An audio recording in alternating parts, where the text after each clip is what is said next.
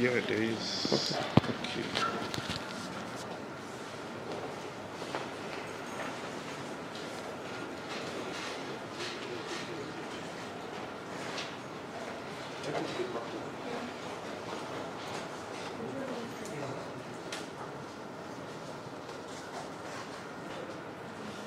Okay, nice. Right, that's it.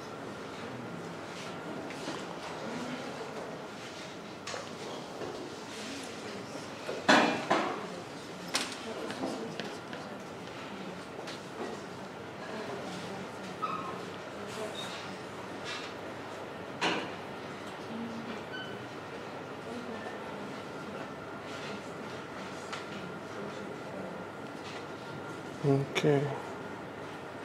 Awesome. Okay, so you can just start here. Where do I point it to? Yeah. What do I point it to? That time still? Yeah, you can say it. Okay, awesome. Where do I point this to? Awesome. Hi, everyone. My name is Uche. So I know the headline for the event was talking about money, 100 million naira and all of that. But the truth is, it's not really about the money. It's about being default alive. So you could not make that much or you could make more. But the idea is, are you in a position where you are default alive? So helping me with my session is our digital mascot, Ella. We created her to make sure our customers feel a little more connected with the brand. Awesome. Okay, all right. So let's start with the definition of without further investment. So what that means is your business has gotten to a point where it's self-sustaining. That's the core definition of bootstrapping, where investment or no investment, your business stays alive, and investment becomes an option for growth and scale over a necessity for survival. Yeah. Okay. So, sorry. So, I was going to.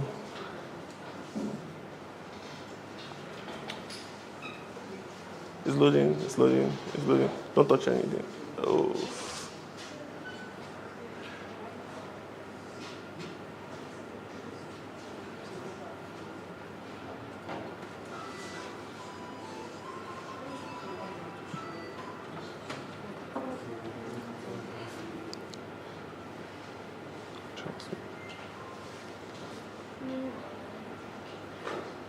I think the cause is bad.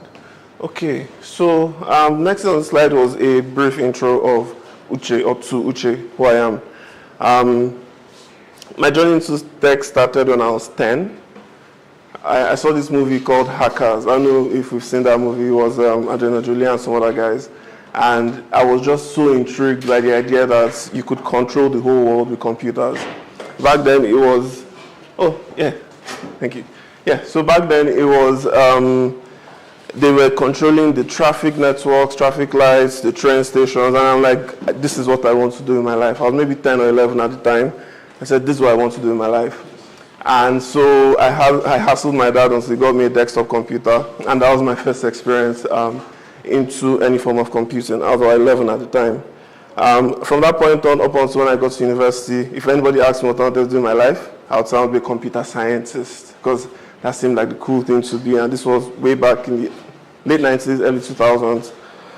So went through school. By the time I got to my final year, I realized that I'd done my work in SS2, I'd passed all my exams, and I decided I was going to not do SS3 and instead take a course with NIT on Mastermind series. Back then it was web development and graphic design or something like that.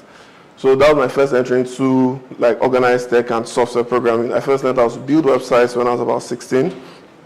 And so when I went to Covenant University at 16, I had already started building software for people.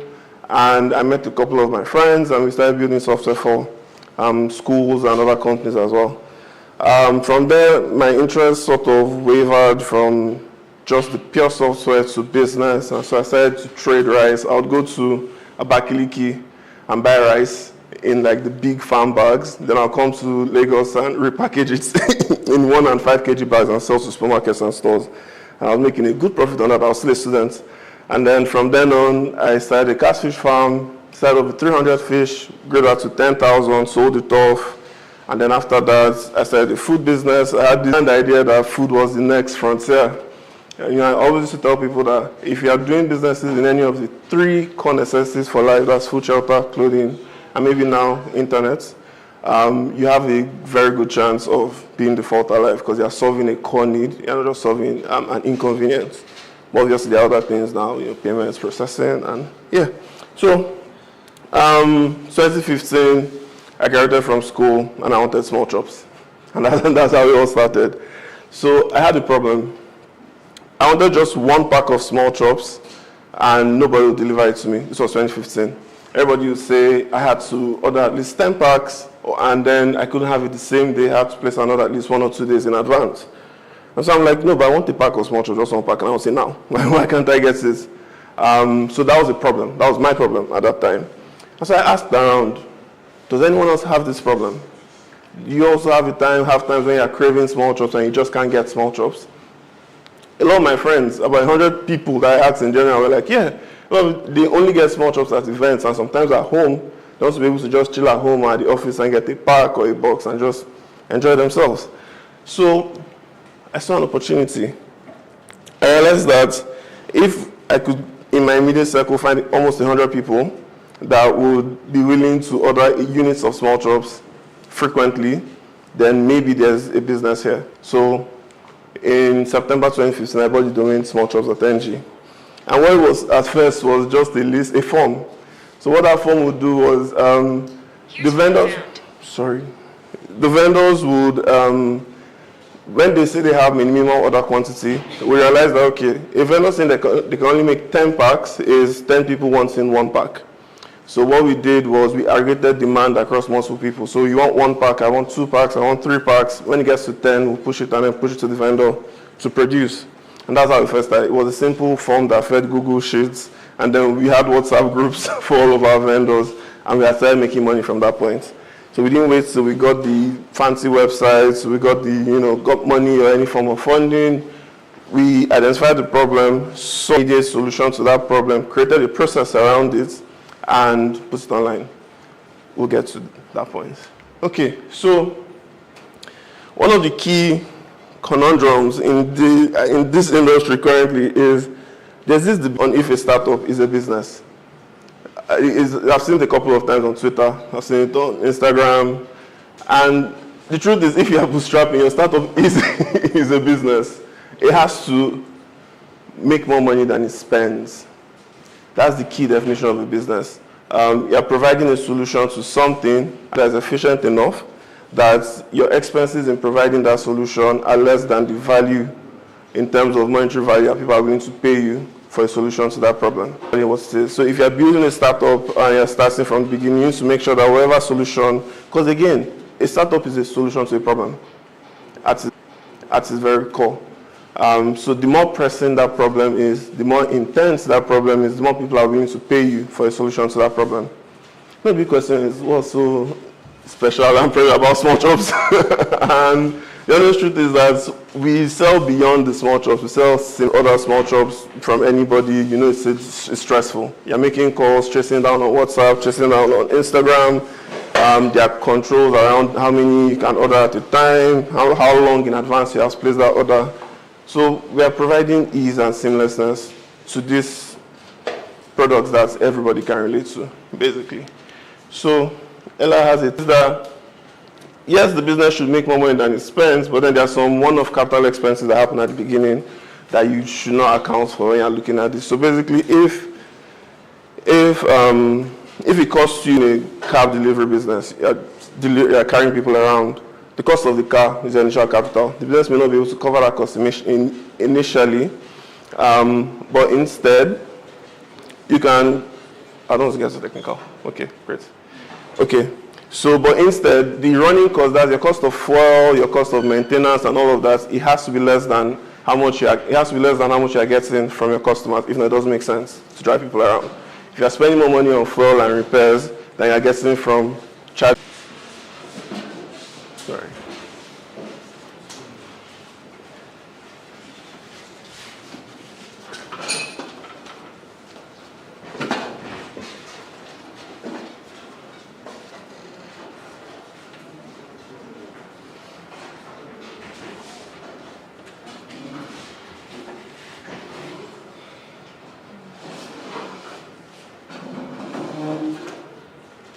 I think battery is out.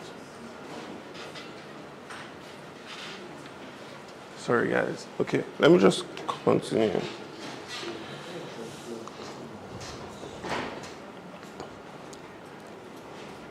Yeah.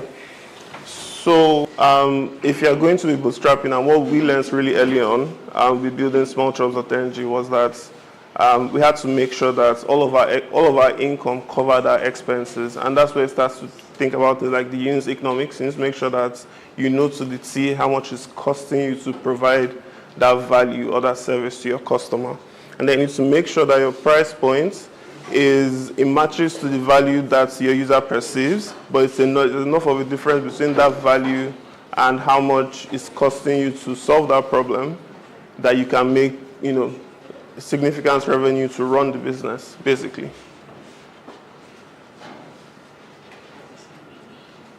Sorry about the projector.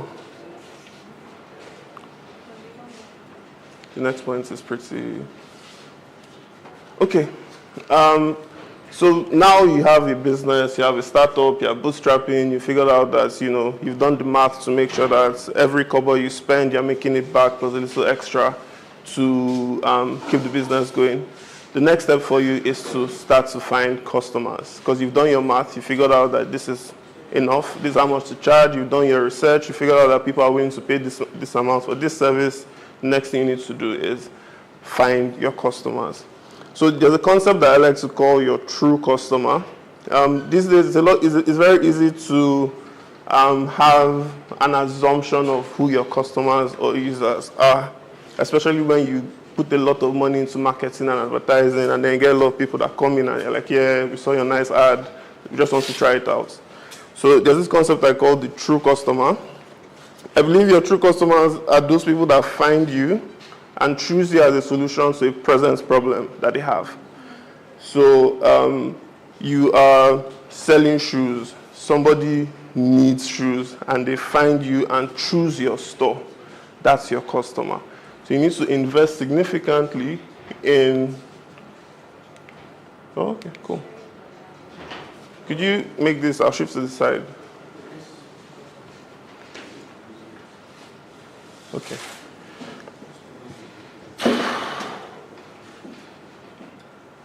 Okay. All right. Yeah. Oh yes, there was a bit of a problem at first. They said it's a generic name, so there was there was some fights with I think it's NIDR, the national body, and I'm like, it's a slang, but there was some back and forth, but that was an interesting experience. I should talk about it sometime. Okay. Yes, so you have to identify your true customers, and your product has to serve your true customers efficiently. Like I said, your true customers are the ones that find you and choose their solutions to a present problem. Everybody says listen to your customer.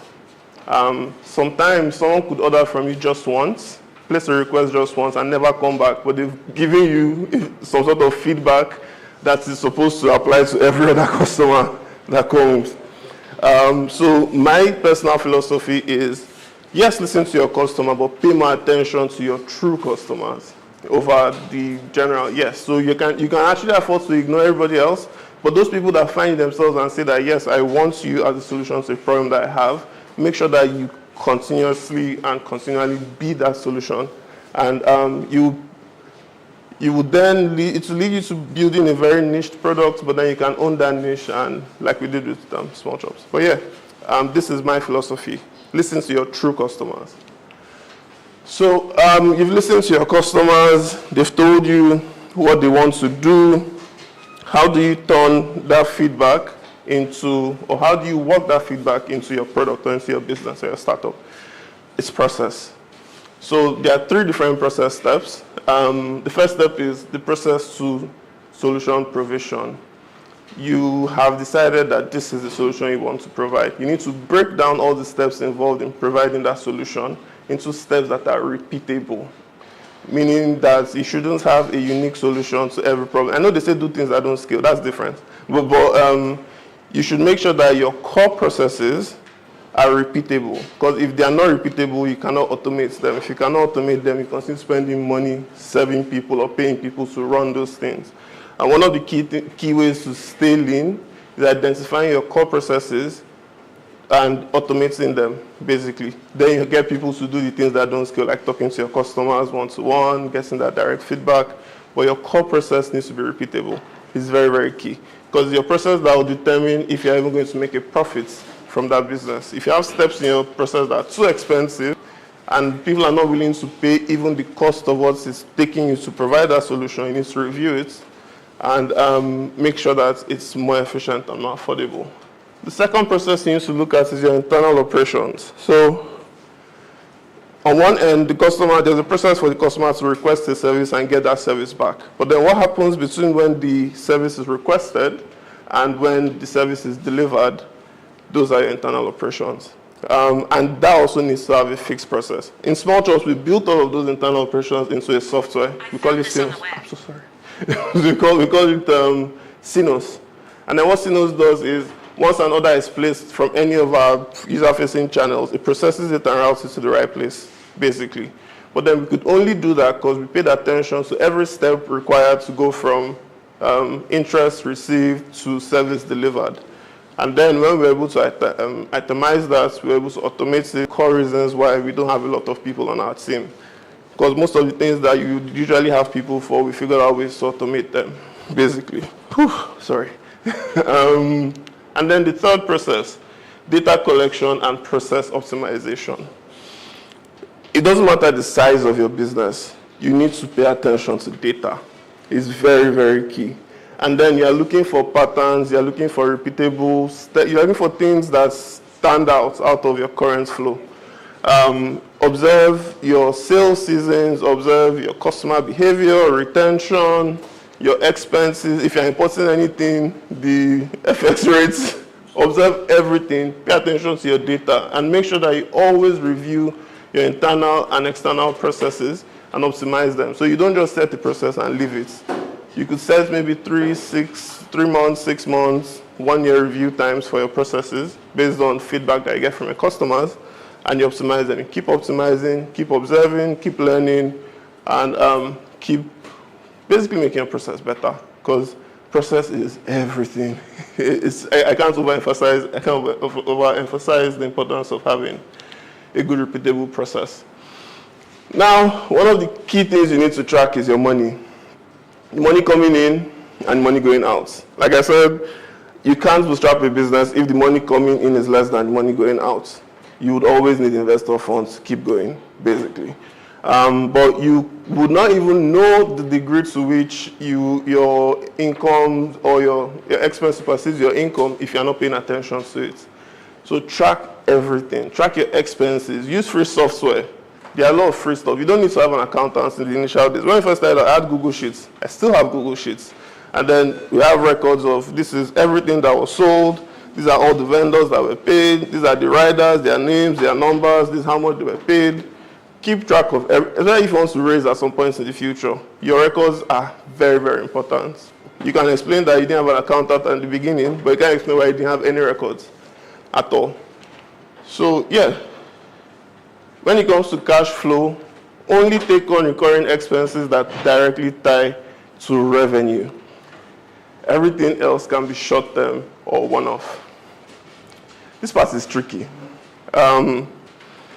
Because part of this, a coded hint under there is that you may not need to have a long-term engineering team if you can afford to squeeze your requirements into a short-term contract.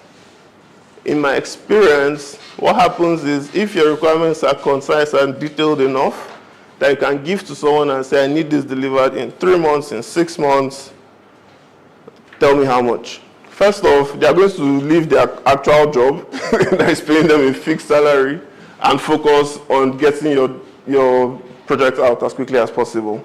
Secondly, you are not paying a full-time team every time. You pay for the features, you pay for the upgrades, and then maybe have someone on your team that can do some little bit of maintenance, but nobody doing anything, any core building. Again, you are trying to be lean So if you can afford to make it a one-time expense or a short-term contract, do it. The only recurring expenses that should be on your balance sheet are things that directly tie to revenue. If you are doing a delivery business, let it be delivery fees. Let it be, if you are running marketing, recurring expense. Whoever you are paying at the initial steps should all have a way they tie direct. Customer service, operation, all of those tie directly to revenue, because if you're not there, you will churn. So yeah, only take on recurring expenses that are directly tied to revenue. Every other thing can be a short-term or a one-off contract. Pay yourself. The business money is not your money, first of all. Pay yourself a salary the business can afford without breaking a sweat. And technically, that salary should be tied to your direct contributions to that business. So if your only contribution is that the Oga, you shouldn't be earning as much as the people that are actually going to get you customers or process their. That's just my opinion. So pay yourself what the business can afford. If it's not enough for your lifestyle, because that's another thing that we see. We see people that you start out in business today, you want to drive Benz tomorrow, and you get one deal, that deal gives you like maybe a 3-4 million naira margin, and like, yes, I buy my C300. Yeah, you can't do that. You have to give yourself a salary, and salary should be based, if your lifestyle, if the business cannot pay you a sufficient salary to sustain the lifestyle that you would rather, get the rest of the money somewhere else. Don't kill your business because you want to drive Benz. You can always take on side gigs, do short-term contracts, not tied to your business revenue, not tied to your business expense. This is your own money, not the business's money. Too many businesses die because the founders they feel like they need to keep up with a certain lifestyle, and so they end up using all the money that should go into growing the business to pay for that lifestyle. So no, my first salary with Smallchopsng was 20,000 naira. And it's gone up in phases. When I was at 20,000 naira, I was doing farming. I was farming my fish and using the process to hold body. Yeah, so you can adjust your lifestyle. Not everything is, but that's a personal thing. The base thing is only pay yourself what the business can afford, and if it's not enough for you, find the rest somewhere else. Don't scale your business. So this is a very interesting part of bootstrapping your business, and it's a question of growth. One of the advantages of raising capital is the mere fact that time is literally money. There are some things that have taken us months that would have taken us weeks if we had the capital we required. So you have to have that mindset that your growth might not be the exponential one that you're seeing with all of the startups that have raised significant funding, but you need to make sure that you're consistently creating value, you're generating enough revenues to stay alive, and even finance those small growth steps. Even if you can't do the big ones, you do the ones you can afford. Be content and be patient. I've been running Smallchopsng for literally all of my adult life. 2015 we bought the domain. I'll be turning 29 literally a week from today. So for the past 7-8 years, this is all I've been doing. In that time, I've seen many a startup, raise money, founder leaves La Vida Loca, business dies. So many. And so it's God. But if I were keeping an eye for the lifestyle that a lot of these people were living and put that weight on my business, if I wasn't content with where I was at that point, I'm willing to grow in baby steps rather than the exponential ones, we probably would have shut down a long time ago. I know how much I was earning, and when I realized that I wanted a little bit more, I did a little bit more. So be content, be patient, be willing to put in the work and the time, because the honest truth is that if you don't have the money to pay for all the fancy growth marketers and everything to learn how to do these things yourself, as you are seeing me, software engineer, marketer, designer, support, customer service, until you can afford people to do this. And the honest truth is that you won't even be able to adequately describe the job description of a person unless you've done that job yourself as a startup. Because it's different. It's not like a fixed standardized role. If you've been customer service and you fought with customers, they've insulted your life, you know how to set your framework so your customer service agent knows how to handle these things. Yes, you won't do it forever. You start it out, make a little more money, hand it over, start off the next thing, make a little more money, hand it over. Just growing in those little increments over time. Sorry, I didn't press it in time. Hey, okay, nice. Yeah, there's a blessing in taking time to figure things out. The slow pace that bootstrapping forces you into is easily compensated the experience and knowledge that you gain over time. I tell people that I've been on an 8-year MBA. I'm not just any MBA, an MBA in African business. The fact that we didn't have the funds to run meant that I had enough time to assimilate each step, learn, grow, expand my capacity before jumping to the next one, basically. That's something that you might miss out on if you are scaling very quickly and you are running and you don't get to appreciate each step, know what is necessary at each step, optimize your processes for each step. You may not get that, but when you bootstrap and you are slow and you have to take things step by step, you pay attention to every detail. You learn about everything. You learn about everything because at one point or the other, you have to do it yourself, basically. So yes, being slow, yes, it's not great to be struggling for your 200 users and people are now saying 3 million users. As long as there's a steady growth, as long as you're increasing gradually every time, each month is better than the last, each quarter is better than the last, just don't be stagnant. If you're acquiring 1 user per day, keep at it. Find out who those users are, where they are coming from. Keep learning from them and expanding and acquiring more and more and more. Be patient, be content, and yeah, it will happen. Stay positive. Personally, I've been through it in the past 3 years. There have been times where it feels like, why are you even doing this? If you have VC money, you can look at the dollars and remember, yeah, this is why I'm doing this. But the honest truth is that there was something I said recently. A lot of people say that founders need to be narcissistic. You have to think it's all about you to grow a company. But I think it's more about narcissistic optimism, where you feel like no matter what work out for your good. That's the mindset you need to have, especially if you're bootstrapping, because things will happen. We've lost nearly half of our customers in one blow. We've acquired 4 times our customers in 24 hours. Can happen at any time.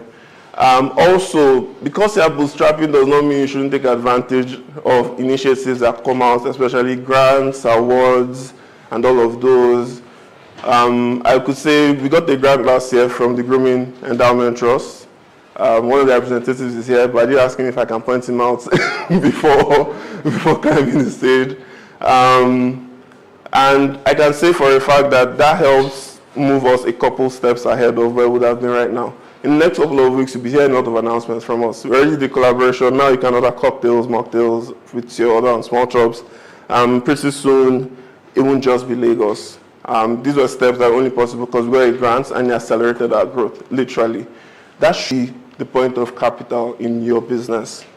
Your business should not require your startup should not require capital to stay alive, but it should have clear paths where if capital is injected, these are the avenues for growth.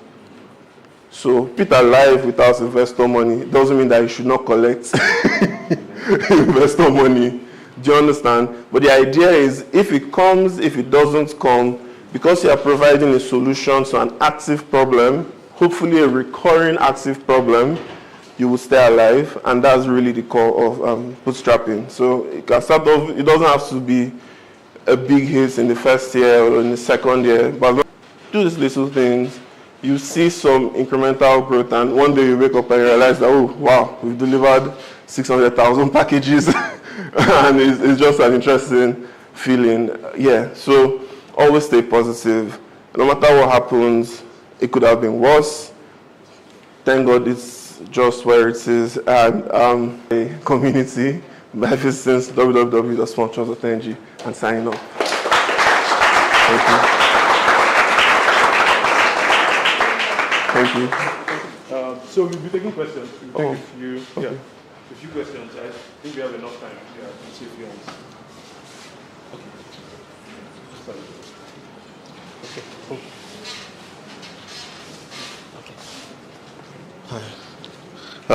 Great presentation. I think, and I write tech, so I think that's shortest. So I want to ask a curious question, or should I say maybe ignorant question. The presentation was great.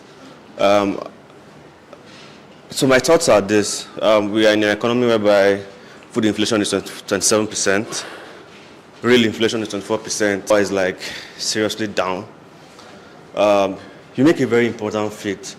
I want to know how that worked exactly, the fundamentals it was, or the business model, or let's say, because one of the things with food delivery and food businesses, apart from the price, I mean, if you use chow deck like I do, I've been noticing that before the inflation was 24%, my plate was bigger. In August now it's 24%, my plate is smaller. I mean, they are doing some fundamentals to that. And then they tell me that the delivery price is like maybe 8,000 plus to what it used to be before, maybe 800, maybe 700 plus. So how are you working around the fundamentals with the price to get your own break even and to also, deal with all the fundamentals of fuel and all of those other things? Okay, nice. Do I one by one? Yeah. Yeah. Okay, awesome. Very interesting question. Very detailed and interesting question. So our business model is, I want to say simple, but I'll let you judge. So what we do is we develop recipes, menus, packages, and then we have vendors produce these packages at a price that expected volumes and multiple other factors. And then we sell these to our users at a marked up price, basically. So where we make our money is on the difference between the maximum we're willing to pay for quality and the lowest price we can get for producing that quality. In our experience, that has ranged from 18 to 27% margin in terms of products that are on our platform. To the question about the price sensitivity, to be very honest, you just need to keep finding your customer. In the early days, a middle class. There was a middle class. It was a lot easier to target your middle class and know that they had the spare 3, 4, 5,000 to other small shops. So when that middle class disappeared, we realized that we needed to expand our targets to include both what they would call the not middle class on the other side and the upper class customers. So our range from 700 naira all the way down to 18,000, depending on what you want. And yeah, we also make sure that all of the recipes that we use are made from locally made ingredients as imported. So that cushions us a little bit from the FX fluctuations. On the delivery prices, we use the same tactics that we use with our vendors to get discounts on delivery prices. But then we push that cost to our customer, and again, it comes back to who your customer is. Some are a lot more. We've had people order a 700 naira pack and pay 3,000 naira delivery. How do you find them? Where do you find these people? Do you understand? So it's really about understanding that in an economy as dynamic as ours, your target markets could change. So you should be prepared to address, that fluctuation in your target market. Did I answer your question? Okay, thank you. All right, good afternoon. Hi. So my question is about customer acquisition. Okay. So your business name is smallchops.ng. I guess you have to call the .ng with it. Yeah, I guess. Yeah, call it Smallchops, yeah. So, and then you said the very first thing that you did, one of the first things that you did when you were starting out was to buy the domain name, smallchops.ng. So I'm curious to know how much percentage of your customers do you actually acquired from your website? Because I've had conversation with, small business owners, a lot of them, and what they always tell me is that, I don't want a website. I don't need a website. My Instagram is enough for me and all of those stuff. Just let me do all of those ones. So I want to know how, having a website has helped your brand grow, and also because customer acquisition is very key for a bootstrap business. You need to constantly acquire new customers. How you've been able to succeed, in acquiring more customers over time, most specifically from your website. Okay. Also interesting. For context, for the first 2 or 3 years of the business, nobody used the website. They wanted this on WhatsApp, so we had like 25% people of our requests coming from the actual website. But then we asked ourselves why, and our website is really cool, by the way. So we figured that we needed to create an online experience that would speak to our target audience. So even building the web app was a business decision. It wasn't for marketing or acquisition per se. We already have some customers. We just want them to stop placing requests with us on WhatsApp and on Instagram. So we made sure that we created an ordering experience online that was simpler than ordering on WhatsApp. And so we moved them from WhatsApp gradually over to our website. So now our website accounts for about 80% of our volumes currently in terms of traffic. Then the second thing you asked about customer acquisition. So there are 2 things that helped us around customer acquisition, considering that we're bootstrapped. One, Meta gave us our first advance. So back in 2016, you only paid for ads at the end of the campaign. We now have Shishi. We set up campaign. And we set a budget of, I think, $100 at the time. And the gamble was, if we're able to make enough to cover our expenses plus this $100, then there's something here. If not, we'll just stop because we cannot pay Facebook. We can't pay Facebook. But then we were able to hit that, surpass it, and over time increase our budgets. Not by much, to be honest. Invest a little more in marketing for customer acquisition. But what I would say is, if you are starting out in a bootstrap business, your first customers are the people around you. Family, friends, church, your immediate community. And one mistake that a lot of people make is that when they try to serve people that they already know, they serve them haphazardly. Oh, I know you now, understand. Basically, oh, it's a problem. Yes, well, don't worry, it's not me, we know each other. They will refer you. They can chest you in that moment. I'm like, okay, no problem. But the next time someone asks about that service, they will refer you.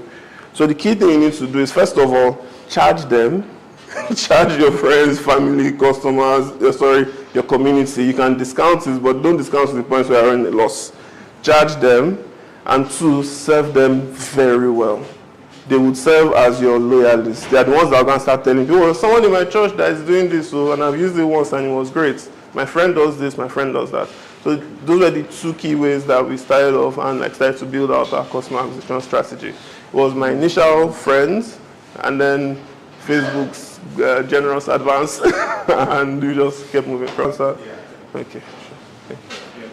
Okay, thank you very much. My name is Emmanuel Zeroli. I'm the co-founder for Wired Assurance. It's a cybersecurity solution that helps businesses stay secured end-to-end, their applications and their solutions. Now, I'm curious to know how, though you just mentioned a path, how you're able to transition from to others, right? And also the blockers that you encountered even from this your inner circle where you're trying to acquire them, right? So I'm curious to know how you're able to transition in that sense. Okay. Thank you. Okay. Thank you. The biggest blocker, of course, is that the people closest to you don't want to pay. that's the biggest blocker. Most of the time, they would rather not pay. Why should I pay you? You're my guy, you're my friend. Why am I paying you? But I see that as, or I took that as a test, so to speak.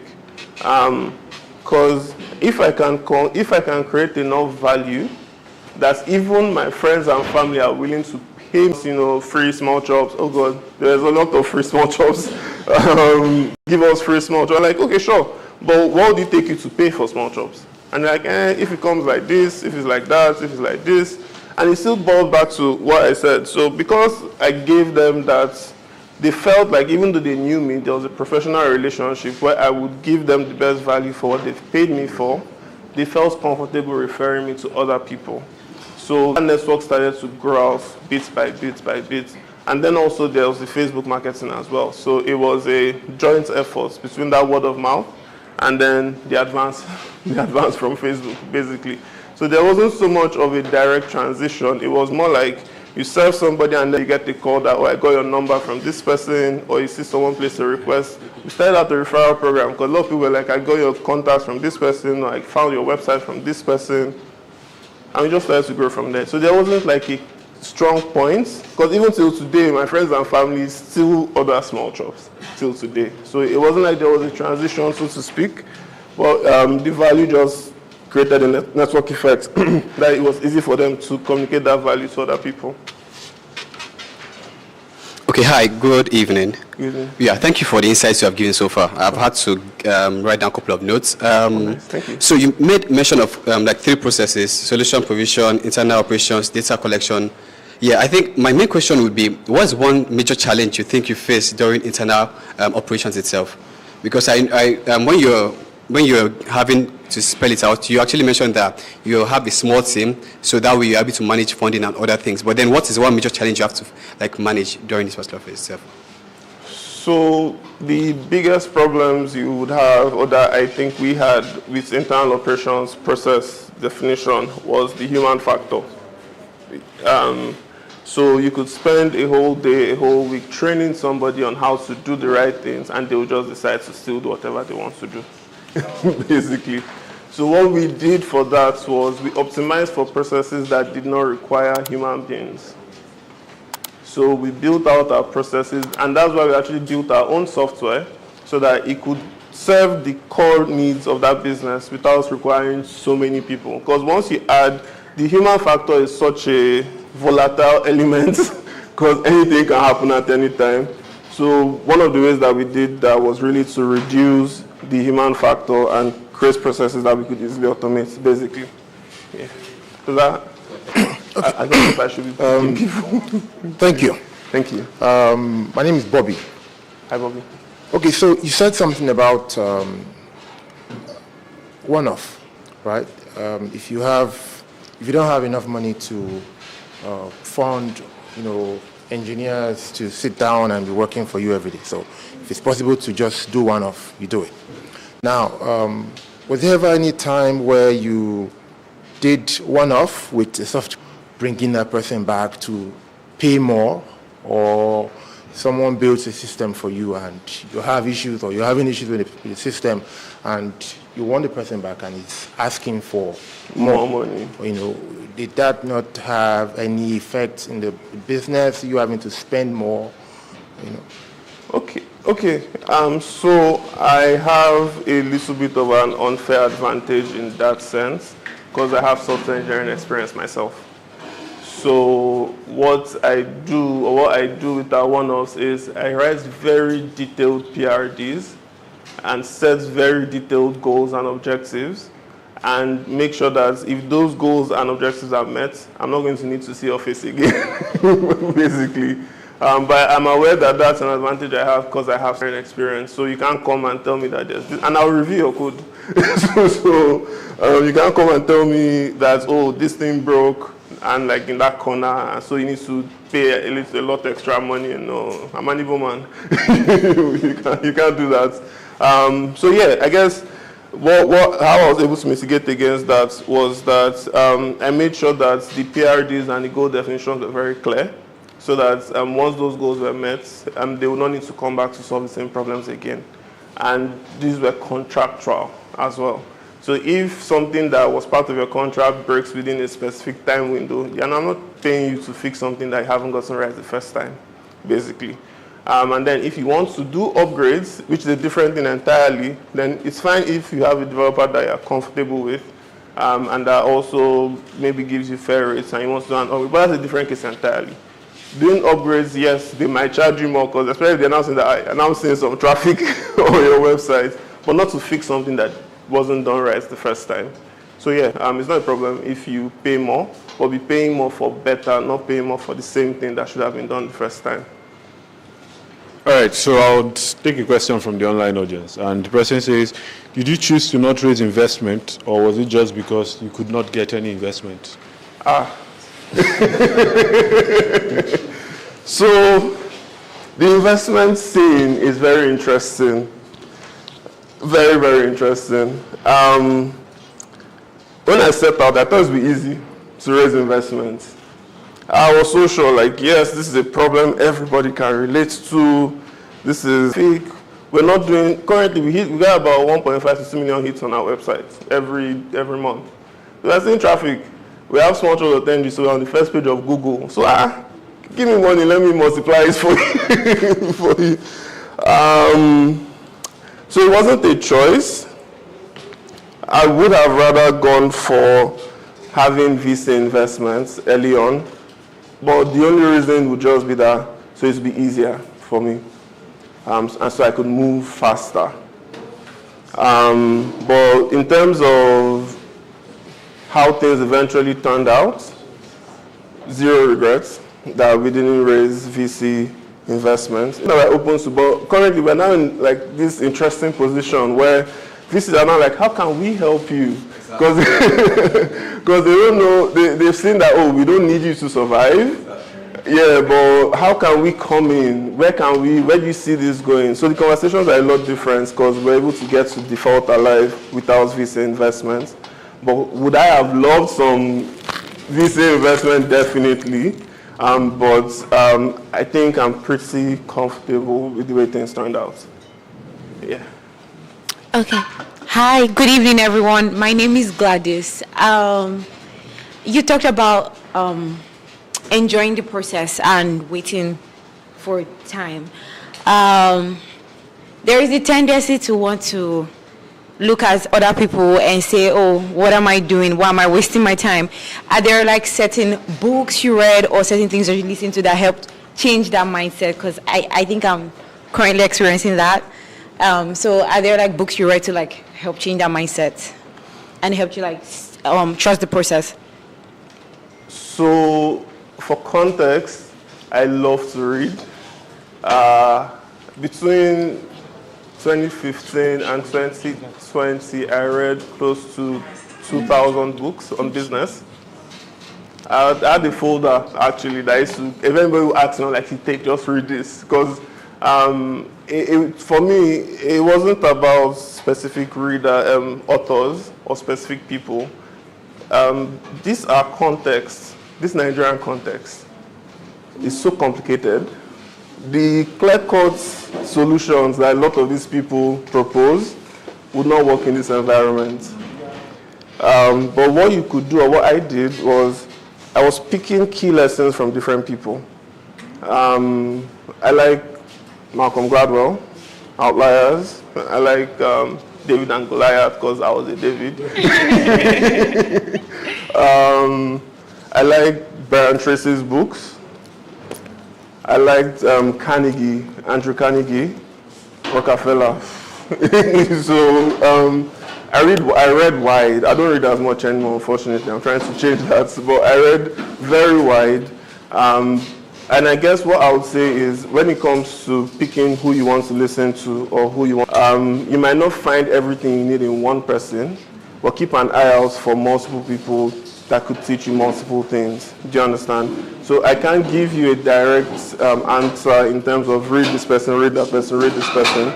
But what I would say is if you have a specific problem or a specific kind of knowledge that you want to get, find the subject matter experts on those subjects and read whatever they have on those. Do you understand?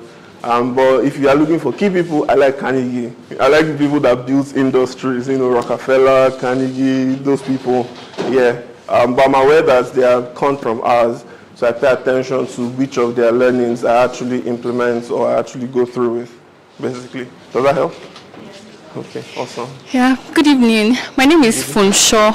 And I didn't get your name, sorry. All right. Okay, I said good evening, everyone. My name is Funshaw. Okay. Yeah, so I run a food business, an online business that caters for breakfast, English breakfast generally, for individuals and companies too. So you mentioned something. You said you had customers that would order a pack of small chops of 700 and they are ready to pay 3,000 delivery. For me, sometimes logistics is a challenge, really.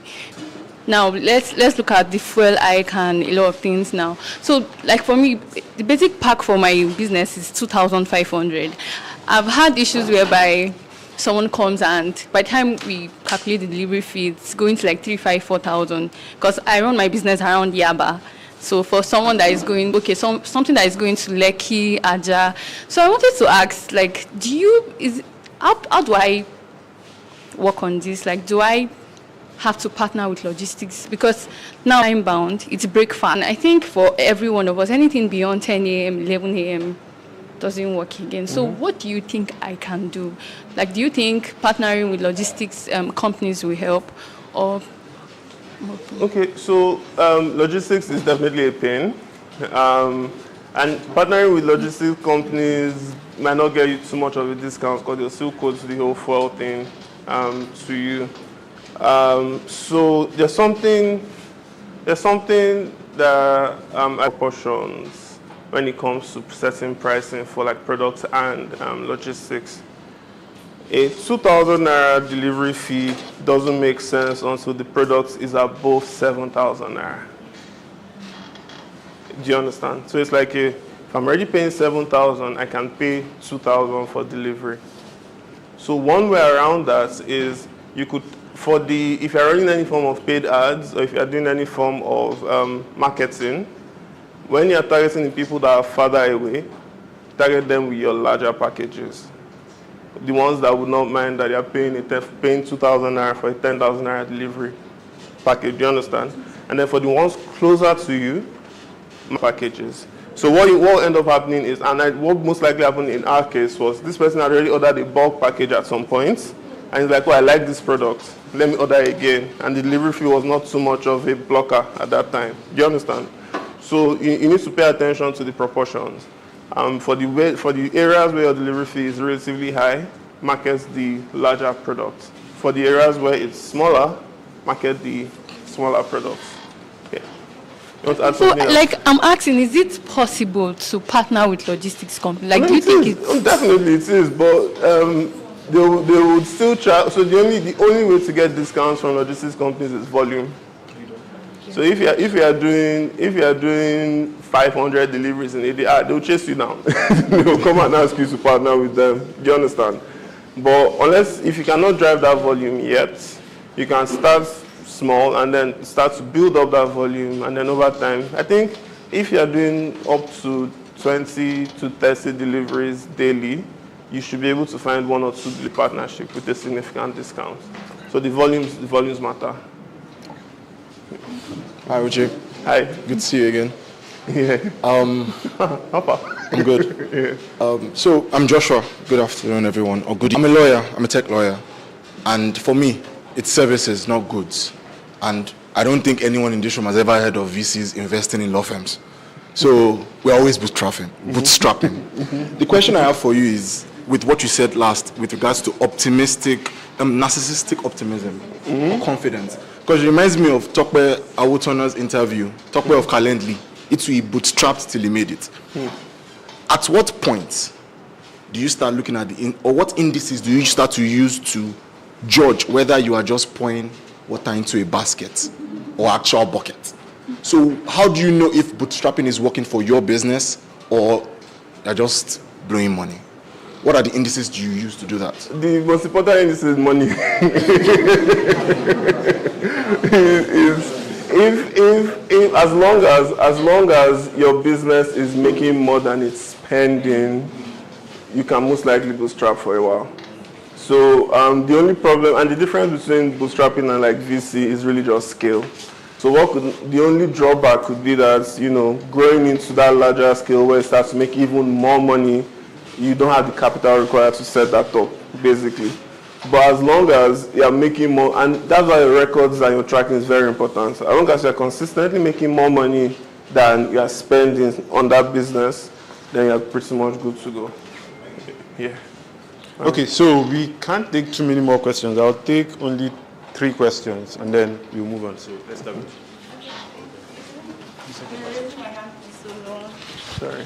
Hello. She's raising her hand too. Okay. Hello. Your presentation, actually, it was lovely. It made me want small chops. I think I'll order after this, immediately after this. So, my name is Waneka. I work with a company. We build for logistics companies. So we know how stressful it is, how crazy it is. So my question is towards that side, more of the operations angle. Your company, you outsource your logistics to. How do you because when people order on the website or let's say on WhatsApp, what is the communication like between you and the logistic company? Is it automated? That is, do you have a software that you use where once they order, the logistic company gets a notification? Or is it, manual where somebody has to call or something like that? I just want to get the connection between you and the logistics companies. How do you do it? How the process? How good is it? Is it automated? Is it working for you? And how do you think other e-commerce businesses, because I'm sure there are people here that also run that part. I work with them, I consult with them. So how do you think they can also be able to, make their process more automated and easier? Thank you. Okay. So we'll take this question. Okay. Pardon. Okay. Okay. Thank you very much. It was an insightful session. My question is, you mentioned something about having challenges with registering small shops. So how did you navigate that?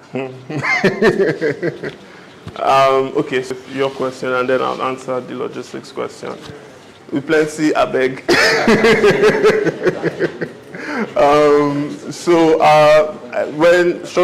When I paid for the domain, nobody really cared, and then the hosting service provider sends me an email and goes like, there's some issues with your domain. I said, what happened? And they said this, that. I went to the office, AVI, to go and beg, basically. But it wasn't really begging. It was more proving that it's a slang. It's not like an. And the annoying thing is, just this year, they opened up rice.ng. You can now register rice and beans.ng. And anyways, innovation and regulation, what someone said. So yeah, I actually had to go there and resolve it. No bribes were paid, no stress. But I had to prove my case to them. But I think the key thing for me there was, one, I didn't go there guns blazing. I went there humble. And I'm like, CEO, this is what I'm trying to do. I had a couple of conversations with a couple of people. 2 days, it was resolved, and there was no problem anymore.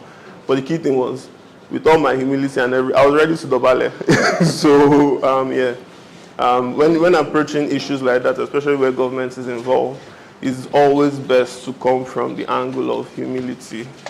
Guns blazing, maybe if they steal your money, please shoot. But when you want to resolve minor issues, you really don't want to add petrol to a fire already.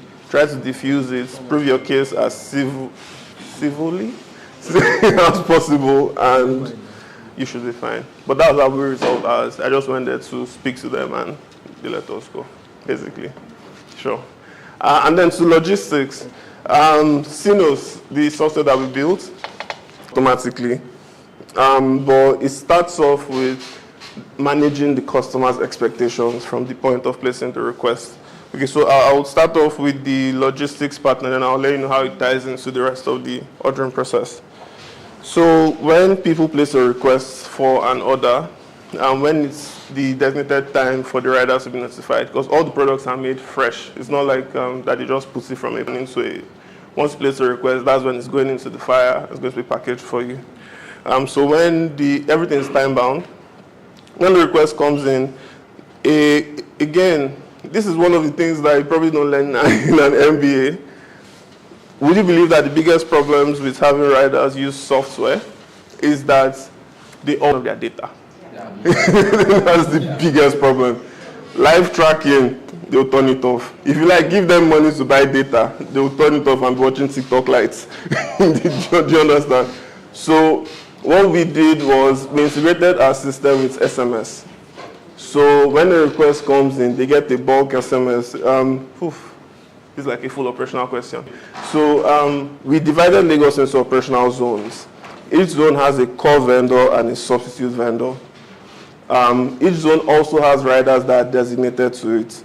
So when there's a request that comes from within that zone, the vendor is notified to start producing the request, and then the rider is notified towards the pickup time that it's ready for pickup. We don't even tell you at the points where we tell you 15 minutes before time, so you are there when the order is ready for pickup. So at that time, a mass SMS goes out. So everybody, in the SMS, there's a link that says click here to app. They consciously turn on their data to approve the request. So if they want to turn it off after, no problem. Once you click approve, we see your name, your number, we see your last saved location. Do you understand? So once you do that, the rider goes to the vendor's location. They get just the phone number and the address of the recipient, and then they pick it up with an ID and use the ID to find the customer, basically. Yeah. So on the customer end, you mentioned about e-commerce and having how other people can adopt it. It's really about managing your customers' expectations. If you try to place an order on the website currently, you're going to see delivery windows, not specific delivery times. That's because we've realized from experience that Nigeria and Lagos can happen to you at any time. So instead of promising a fixed time that you cannot control, we promise a cushion. So if it starts to get towards the tail end of your request, then we panic. Do you understand? So from the point of placing the request, customers are aware that this is the time frame I'll get my request. The vendors are aware that I only have X amount of time to produce this request. The rider knows I have to be in this location at this time, and basically everything is automated, basically. You're welcome. All right. Yeah. Good evening, everyone. Good evening. I'm Gabriel. Hi, Gabriel. I really want to say this, that you've made the experience for us worthwhile, the presentation. Wow, thank you. Yeah, thank you very much. And I want to say, maybe for scalability, you might want to consider VC option. At least what you are doing in Lagos can be replicated in other states. So small secrets. Okay. My question is, your operation, my question will come from start to find your customer in the course of your presentation. Now, my question will come from the angle of, I know your business it sounds to me more like a B2C. Now, do you also do B2B? Now, if you operate B2B, I would want you to share some of the marketing metrics you employ in the course of bootstrapping now, because when you are bootstrapping, just like you explained earlier, everything, in check. Yeah, thank you. Okay, so yes, there is a bit mostly for corporate events. So we cater to corporate events through our vendors as well. We manage the entire experience. The vendors just bring the small chops or produce the small chops at the venue. There are also other things, like we currently deliver birthday packages to the top 3 banks, to their core customers. Birthday, they get a box, depending on how banks are wicked. Some people are getting small boxes and some are getting really large boxes. So we have that experience as well. We also have the experience of partnerships where we offer discounts to staff of certain companies that want to place requests. But like you said, because we are bootstrapped, it is me. So my immediate circle, we're all sort of grown now. So my mentors, I haven't worked a corporate job in my life, unfortunately. I really wish that I did. So I don't have that corporate network, but my friends do. And so I communicate with them. So for bootstrapping, you can't throw a random net. No, you have to be very about who you are trying to acquire. So if you decide that, okay, we want to get MTN on our B2B, our business users list. We start to find out who do we know that knows who, that knows who, that knows who. Let's get into MTN. So in terms of marketing, that's really how we've been doing the B2B marketing. We set a target in terms of a specific kind of client or a specific client, and then we find out what we need to do to access that client, basically. Then we chase it to the end. Yeah. All right, so our last question. Okay. Yeah, thank you. My name is Jacob. Just a very simple question. Sure. For the food industry, do you advise for a click-only model where you're selling on the website or an app, or do you advise for a brick-and-click model where you have a physical store probably, and also give an opportunity or also integrate technology into it? Because of this concept where you hear people say, oh, they need to see the food first, they need to maybe smell the food first and stuff like that, or even touch it in some instances. Do you advise for brick and click? Do you advise for brick and mortar, or just click online model only? So the top advice for that question is the most cost-efficient model. That's whichever allows you to deliver on your promises to your customers with the least cost.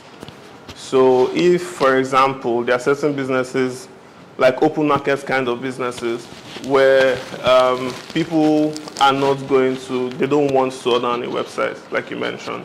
In those cases, it's more cost efficient to invest in a brick and mortar location close to a central hub than a website that people may or may not use because of your target. So at the very top, cost effectiveness or cost efficiency, very, very key. But then the second part of that is also understanding your customer. If your ideal customer is the kind that wants to smell and taste everything before they place a request, you need a brick and mortar store. You can either adapt to that customer's needs, find your ideal customer, and focus on those that do not want to smell and taste before they place a request. Do you understand? So it's a very dynamic question, so to speak.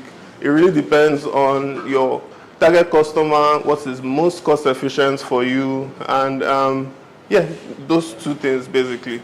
Depending on the answers to those two, I mean, if a brick and mortar location or click will make more sense. All right. Okay, awesome. So, thank you so much. Okay. So, are you good? Thank you. Okay, so. All right. Okay, so unfortunately, we can't take the other questions that we have. I know you have a lot of questions. So if he's still around by the time we are done, you can always meet him. Or you can hunt him online, find him and send him your questions. So we are going to be moving on to the startups that will be pitching. We have 2 startups pitching. And for the first time in a very long time, in short, in forever, we have only women pitching today. So you might want to clap. Yes, so the first person pitching is Gladys. She already asked a question, so kind of know her, so come up.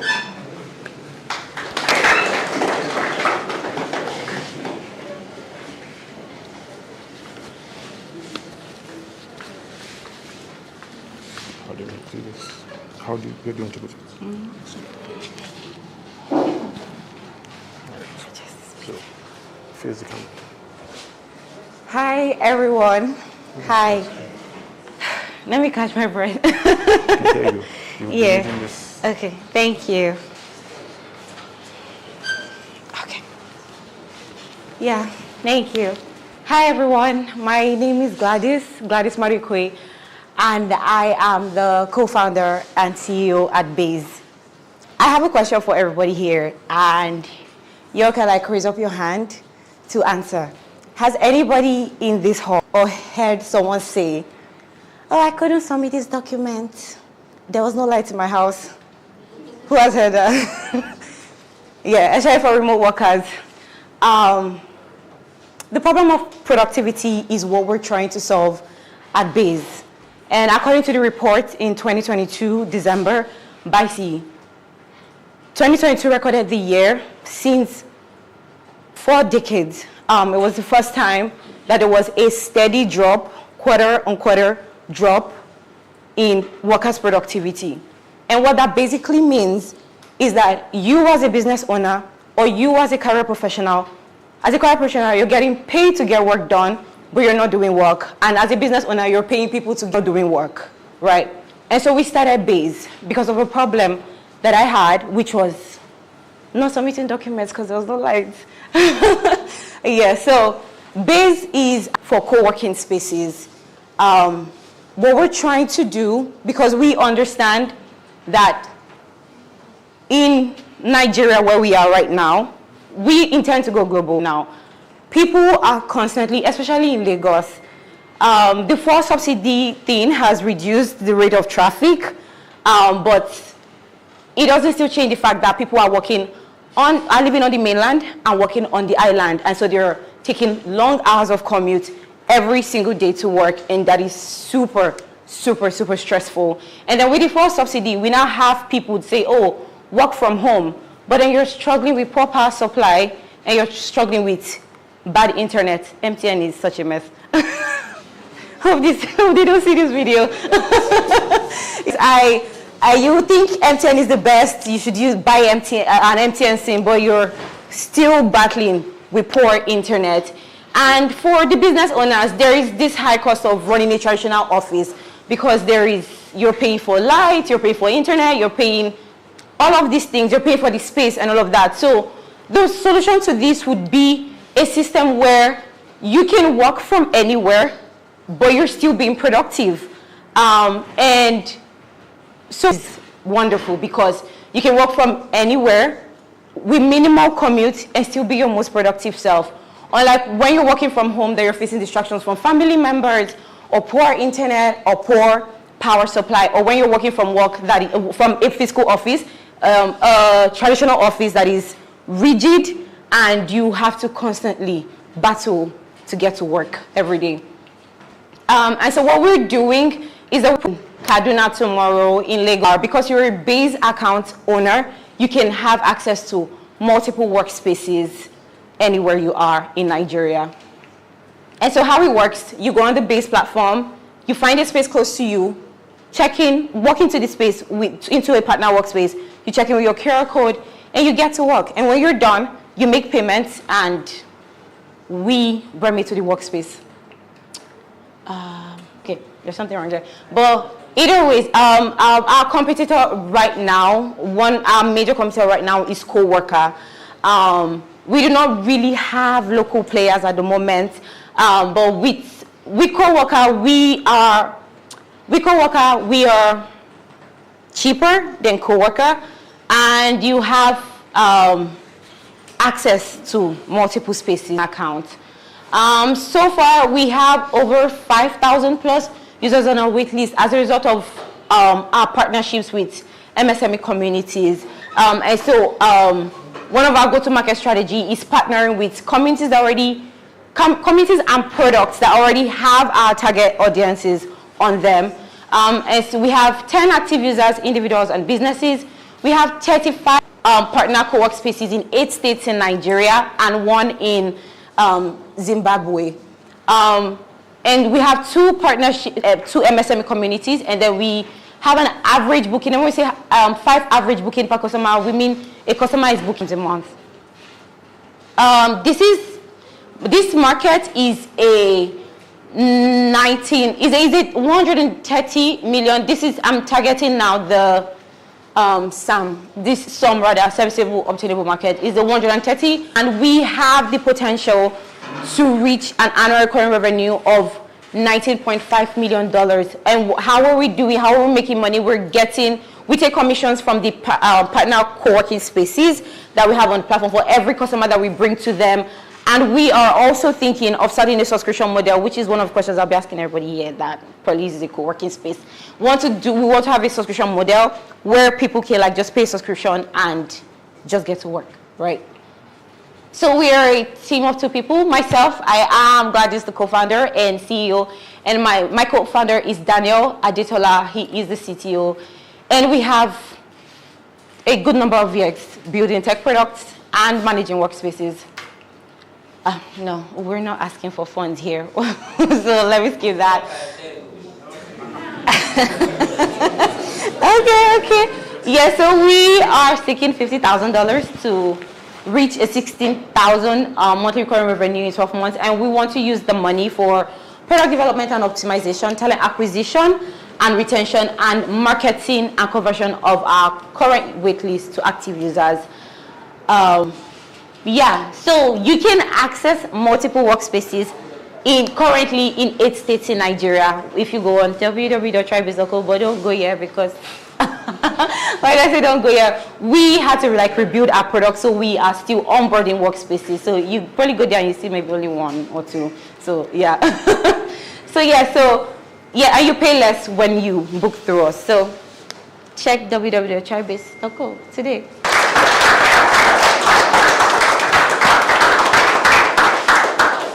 All right, so we take questions, and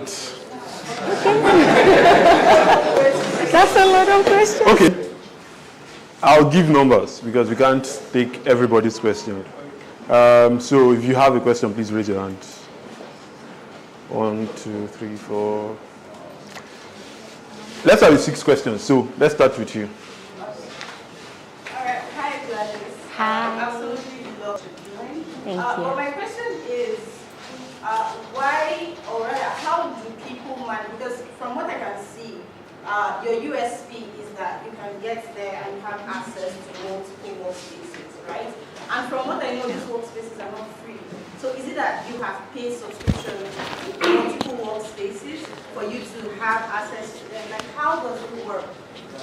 Okay, no, you don't. If you pay, okay, so like I said, we're trying to build a subscription model where you pay a subscription on the base platform and you then have access to all the workspaces on our platform.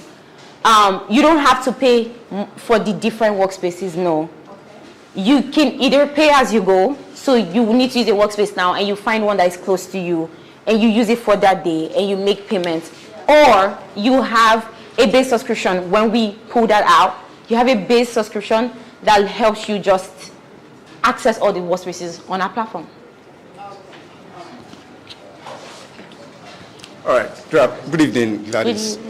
2 questions. You didn't tell us the proposed amounts that users will be using. Will be, paying when this product goes live, because you have over 5,000 wait lists right now.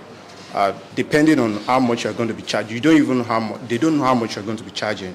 So that wait list might amount to, probably just a few people that will convert to users at the end of the day. Okay. So probably you share with us what's going to be the base amount you're going to be charging these people. That's one. The second thing is that even with this, some of these workspaces, some of them still have network issues at times, even more frustrating than the personal network. So what's then the benefit at the end of the day? Okay. Okay, so for the first question, which is the base. So we do not have a base because we let the workspaces determine their prices. They already have the prices that they charge people.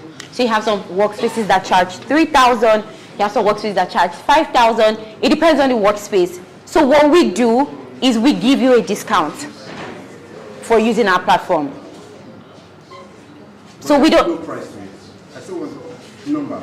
You would see the prices of the workspaces on the platform when you want to book. So their prices, you know the service you're going for and the price, and then you can decide on the one you want based on all the prices, right? Sorry, you had one more question. And then the second question, which is about we try to weigh up workspaces sometimes, not sometimes, all the time. We try to check the workspaces that we're trying to get on the platform, and we try to get the best for you. That's, yes, what we can promise. Okay. Okay. Hi. Let me stand up. My name is Stanley. Hi, Stanley. Yes. Okay, so my question will be coming from the angle of space owners.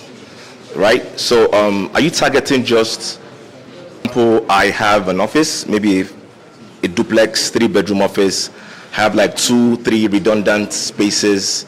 I feel like I want to come and enlist on your platform. I'm running power, internet all through the day. It doesn't hurt to have people working, so does your platform allows people with I'm not a co-work space, right? in question. People with office. But I just have like redundant, because spaces around my office, and I want to. Okay, so if you are interested like that, we come and check out the space to ensure that it meets requirements, and then you can come on board the platform. So do you have a system that supports that? Yes, you can list on the platform. So, hello Gladys. Your industry is. Your industry is I feel like you guys are on the right path, actually on the right path, and the competition for your industry is quite low. And I'm Sumto Henry, so we're a digital marketing customer acquisition company and we have somebody that is planning to compete with co-workers. So we've done like an industry analysis of it. Yeah. So, but question I want to ask is, how the model you're planning to deploy, which is that when they subscribe on your platform, so who's paying the subscription fee? Is it for co-worker, it's the owners of the hub, Vena hub, all of them, that subscription. But you're the customer. So is it a two-way, or you're getting money from the customers, which is the users of the hub, or you're getting money from the owners of the hub, right? And we can also do like if you're interested, we could free consultancy. So. Okay, definitely. All right. So Larry, can I answer that? This man asked her a question. She didn't really pay so much attention. I think he suggested something to her. You probably should ask again so you can listen to her. Okay. All right. If you're going to fight competition, the question he asks is very, very correct. Key, that you could use that as separating yourself from every other person. He says, maybe I have an office space that is redundant. So if you put that in your pitch, in marketing, so everybody, like Airbnb for office spaces, which is I don't think that should be treated just like that. Thank you. Okay. So to answer that question, if I remember correctly, sorry, I have something. Yeah, please repeat it quickly. Yes.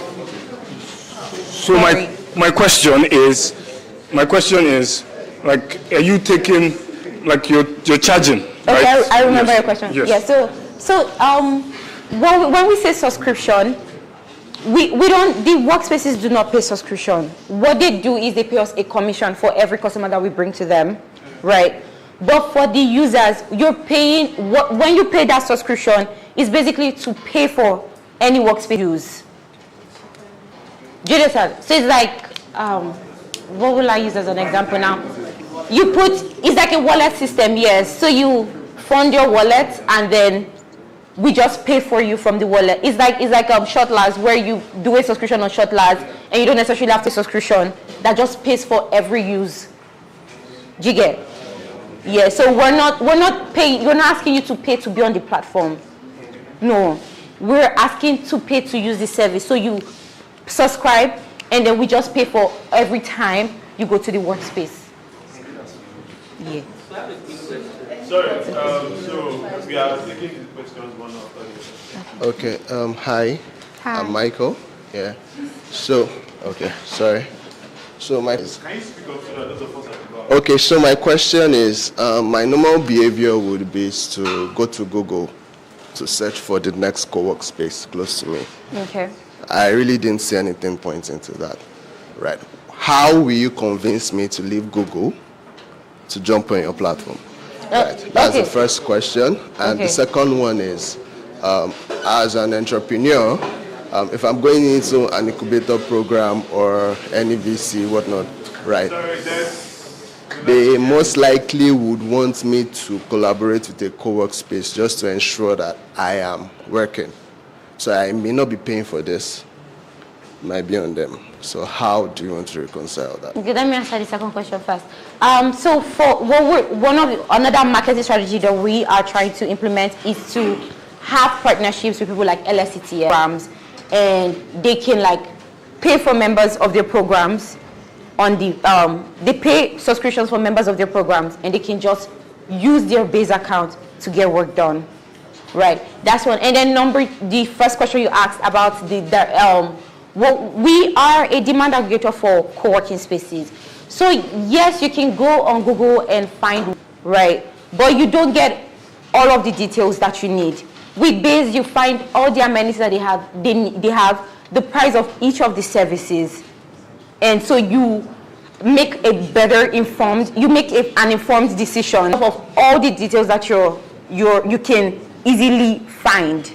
And then you can check into your workspace with that information.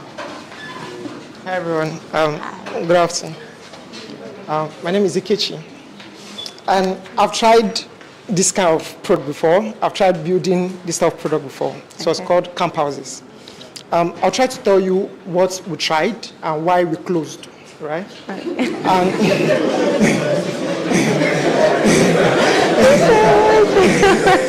Right? First of all, Nigerians have, especially you are B2B from, right, and a B2C from the customer side, right? So you are building a marketplace. You are like a middleman, right? Now, first issue we tried was trying to onboard co-working spaces. Prices, some people charge in dollars, some people charge in naira. 1. 2, like when you go to their workspace to try to convince them to onboard, right? They'll first of all look at you, right? And see if they want to share any part of their revenue with you, right? Considering that they are also running operational expenses, right? That's one. Now, see that was not working. We went to Google Places API, right? We tried scraping workspace, data of workspaces, right? I'm a software engineer, and my co-founder was also a software engineer, right? So we tried scraping, so we scraped the name, the address, the rating and all of that to populate our database, right? But we also opened at the peak of COVID, right? Which means there was demand for, because that was the boom of Zoom, right? But people were not required to go far, right? So we Google Direction API. So we show you time and minutes to co-working spaces, right? Now, the problem we had with that was it was not free. So they pay you per request, right? So, and you cannot tie that per request to operation, right? It means you are paying from your pocket. We were owing Google around like $5,000, $6,000. We removed the feature, right? We went again and said, okay, what else we would do? We tried doing, we had one stuff like clusters, right? And we had co-worker. Now, when these guys come, these guys are foreign. When they come to your office, see your secretary. Your secretary know that I have something to gain from this guy, right? Me, I was coming from somewhere in Yaba. I was sweating. I have my bag, right? When I come in, I try to look clean, but you can't compare me with a white guy that is coming from outside to pitch, to onboard their workspace, right? Now, that's another thing. Now, there's also the issue, some issues from the partner parts, right? Now, when you go to the cost buying power, we did another thing, right? We tried onboarding apartments, right? So we know MBRB was working, right? If MBRB is working, why can't people also just use for some time? I'm a dev, I can share coffee with my fellow dev, maybe another person that works with Amazon or somewhere, right? We can network, I can share my apartment with you, share my internet with you. That was why we did that, Google Places, so that you can see people around. We added that product on Product Hunt. We were top 10 product of the day for that product, but it did not scale because you lose, right? Now, we went to the other side, the buying side, right? Customers were asking us for, some we ask you for discounts. So when we go to the place, they will come to your app, check the place. Remember, they are using your Google Places API, free, right? They will come to your workspace, the app, they will check the location, they will get those other prices and amounts, they will go there by themselves and pay, right? Because, and you just want somebody that can just use at all, more just do revenue. You get like it's not working, right? we tried different things, and there was bills. I was an adult, right? Like, okay, and I'm a dev, right? Then they find me. You get, like, I left it and moved on to something else. My co-founder moved to the US, started an MBA, and like he's trying to sell it on acquired, right? Like, but it's not this. So my question to you is like my perspective, right? Yeah. Don't be scared. No. It's right? Shoot your shot. Thank you. Yeah. Don't be scared. Like I'm not scared because I think they like different speak up. Exactly. So I'm not scared. Right. Like it's just suggestion.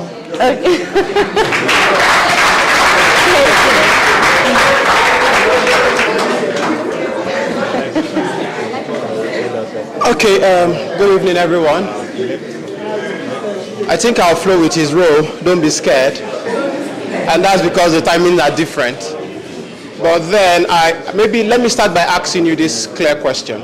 Who exactly is your customer? Can you answer that first and I can proceed next? Yes, so my core business owners, people that cannot necessarily, they need an office space to get work done, but cannot necessarily like take care of a physical office, like their own personal building by themselves. Are freelancers. Number 3 are remote workers in general, tech bros, techies, all of them people. And then creatives. That's fine. So for a start, based on the feedback you just got, I would advise why not just start with one first. Okay. So that you don't spend all those API money that you wasted and couldn't get it back. That might be easy for a start. I think you're doing something very nice. Thank you. But one thing you have not considered, you said something about your competition, and I think you don't get it clearly. You see this space you are in, there is a very big competitor to you called, I think Rigos, or what is their name, somewhere here. You know Rigos and what they do? It's one of those white guys he's talking about. And yes, and they have multiple platforms, and they do something, just pay one-off subscription, and you have access to all the Rigos workspaces, even at the airports, anywhere in the world, and that works for them. So that's one major competitor you are actually not considering right now. Okay. And now so the 2 questions I have for you is this. If they pay a subscription, it works for Rigos because Rigos owns all the workspaces. So it's a flat rate across board. Of course, yeah. But for you, if you're onboarding these guys, they have different rates of onboarding. And I pay a subscription, and you have someone like Rigos here and maybe one Latilewa somewhere else whose prices are different. How do I manage access to Rigos and also access to Latilewa whenever I want to? What's your way of doing that and still making money out of it? Because the rate might be a bit different. Then I think the second question now would be, I noticed you tried skipping your funding part, but it was a very interesting place. You said you already have about 5,810 on your wait list. But then you are saying you are looking for money to convert your wait list to paying customers. And I'm kind of like wondering, these guys are already on your wait list, interested in using your product. So what exactly is the problem? Are they really on your wait list? They already know about you and they are willing to use your service. So what exactly is the problem there and why you need that conversion? Thank you. So let me explain that with the partnership that we have with these MSME communities, we are leveraging it. So I won't say they're not with it. Yeah, we don't want them yet.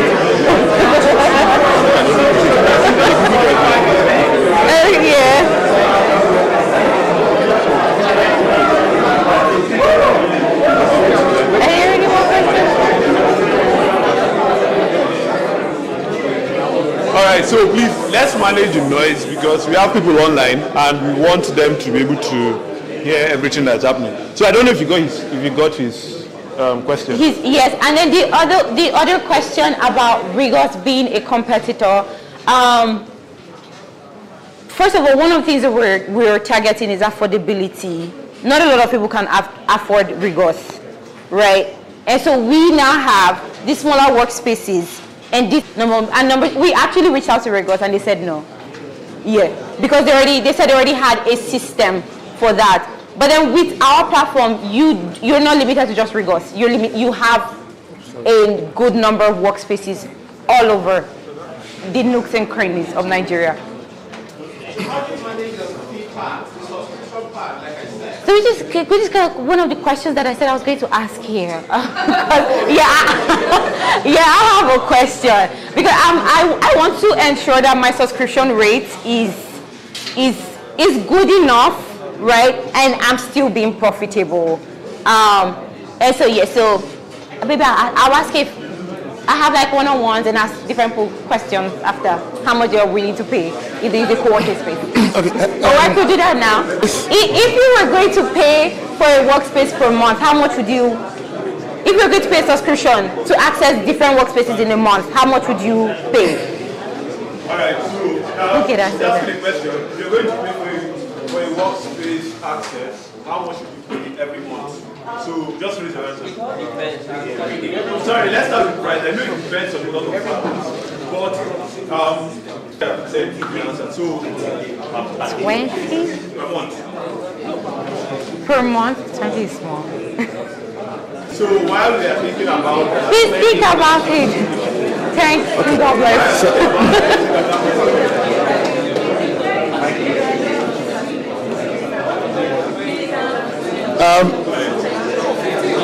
Hello. Okay. Sorry. Decorum, please. Hello, Gladys. Hi. So my question to you is very simple. But before I ask the question, and that there are so many workspaces in Lagos that they even charge as low as 2,500 naira daily. Some charge as low as 3,350 for one day, right? Now, you made mention of small businesses, freelancers as your target, market. At the same time, there are cases where I walk into a workspace, I pay say 3,500 naira for that entire day, and I end up using maybe 3, 4, 5 hours, right? And I'm unable to return back to it that same day, right? Now, how do you me paying for the full day and not using the full day, right? So for a small business, there should be a way to say, okay, if you're going to use, if you're paying for a full day and you end up using 3, 4, 5 hours out of the full day, right? We'll only debit that number of hours from whatever it is you're supposed to pay for that day. How do you deal with that? Okay, so when we started, we were saying, oh, we're going to do it a pay per minute base. That way you can like calculate, you pay per minute spent. But then it wasn't going to be like profitable for us. And so we said, yeah, let's just do the daily rates and the monthly rates. Because as a business, you're supposed to be profitable. And paying per minute, the people per minute, we're not necessarily using the workspaces. They would manage the 2 hours of light in their house. And we cannot solve all the problem. We're solving this problem. Thank you so much. I think you are doing something fantastic. However, there are a couple of feedbacks given by the audience. I have another quick feedback and a question-like feedback. So in terms of customer retention, how do you ensure that you are able to maintain customer retention? So take for instance, someone comes through your platform to kind of book, right? And eventually, they visited the workspace for the first time. The second time, they've had their cool experience, let's assume. Will they come back to your platform? I mean, a typical customer behavior would not work that way. They will just go back to the workspace. So how do you ensure that to capture the loop where customers that have came through your platform for the first time are able to still use your platform again to kind of book? That's the first question I have. Okay. Do you want to answer that, or should I? Yeah, let me quickly answer that. So, okay, she just, okay. Okay, so the second question has to do with your funding, the money that you projected on the slide. I saw 50K, right? And I have a question about the equity. So what equity are you willing to give for 50K? And I saw that you also projected 16K, sorry. I saw that you also projected 16K MRR, monthly recurring revenue. Yeah. So how did you come about the 16K? Do you have any paying customer at the moment? How did you pay 16K monthly recurring revenue? And that amounts to about 200K in a year. How do you do the calculation? So and also tell me what you are willing to give as equity so that I could know the valuation of. Okay, so first of all, is this a safe space? Yes. Is this a safe space? Yes, it is. Okay. So that number, I was just taking a wild guess. Let me be honest. Yeah, if this is a safe space, that's what it was. You don't catch. No, exactly. then for retention, right? For retention, what we do is we give a discount. So if we're going to pay, we're giving a discount from the commission that we're taking. So that's how we get money from the workspaces through commissions.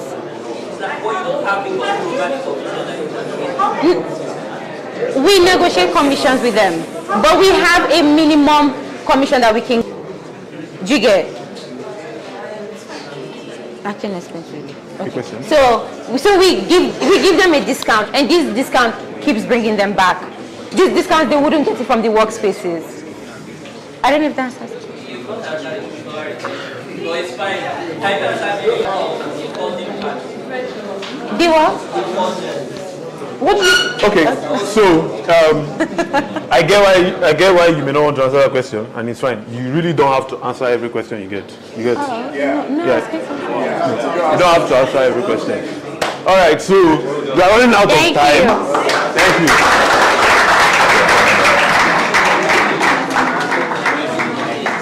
How does it? Oh. Yeah. Thank you. All right. Thank you. Thank you. Thank you. All right. So we are able to. Please let me have your attention. So I'm sure you can see that the room is full, right? Every single word you speak can be louder than you actually think it is, right? So let's try to control how much we speak while someone is up on the stage or while someone is asking a question, right?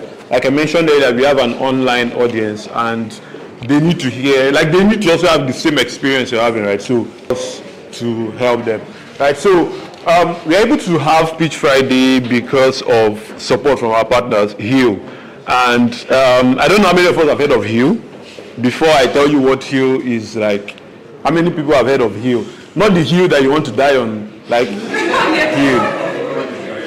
All right, so HIL is basically the Hague Institute for Justice and Innovation, and they are partners for Pitch Friday, right?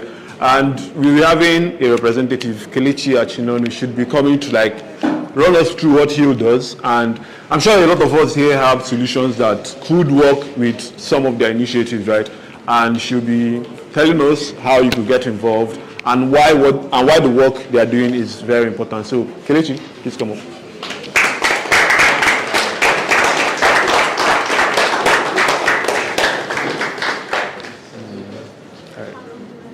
15 minutes. Okay. This is a big crowd. Okay, I think you're doing this.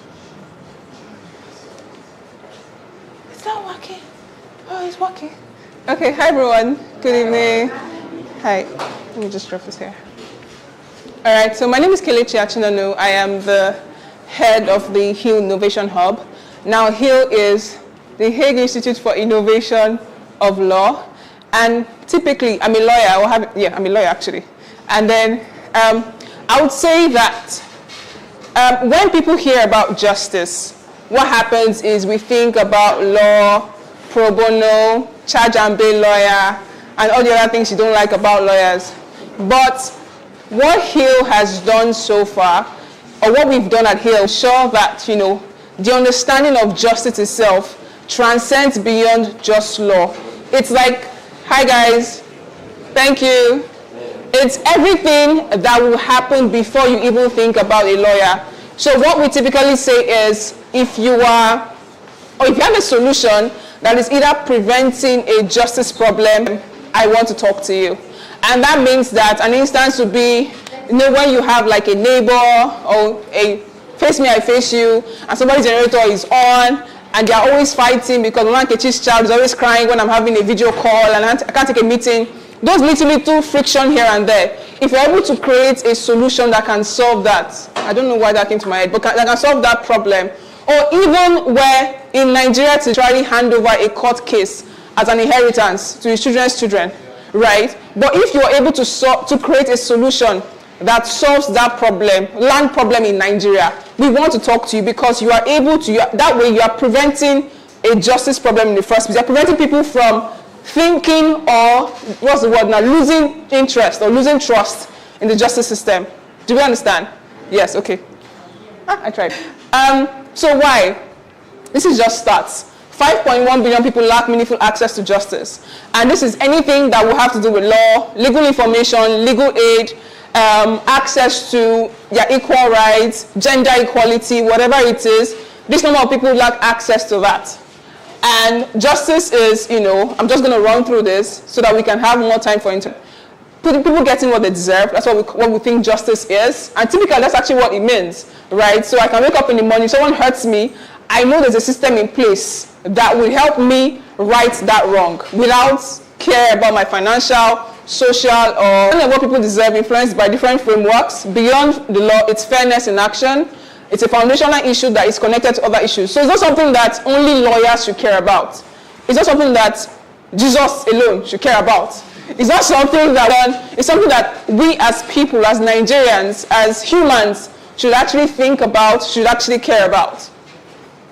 Now, there's something we call user-friendly justice, which I think that at the end of it can actually be applied to anyone solving a problem. It's ensuring that whatever you are solving for, your target market can use it. There's a shade they always give to fintech, but your first app is an iOS app. But that's typically what it means, right? User-friendly. Whatever, if you're building for the market woman, and you know that feature phone, why are you publishing an app on Apple Store? It doesn't make any sense. There's no connection. You're not solving anything, right? So it's also like understanding how whatever it is you're solving, on this case, a justice solution, it is both accessible and affordable to understand. You don't put gibberish, whatever English or whatever lingua you have in your industry, for a market woman that I don't know why I'm using market woman, carpenter, bricklayer that did not go to school, for them to now start connecting here and swiping left. You make it as easy as possible for them to use, and that's what we call user-friendly justice. User-friendly app, but in this case, because I'm from here, user-friendly justice. So yeah, it's just as accessible, affordable, easy to understand, and effective, and it's beyond access to legal representation. And we have something that we talk about with innovation, because I think also in Nigeria, because I play in the ecosystem, it's like anything that is innovative, everyone thinks is tech. But I'll give an instance where we had a solution somewhere in Plateau where we called it Community Peace Initiative. It was also justice related.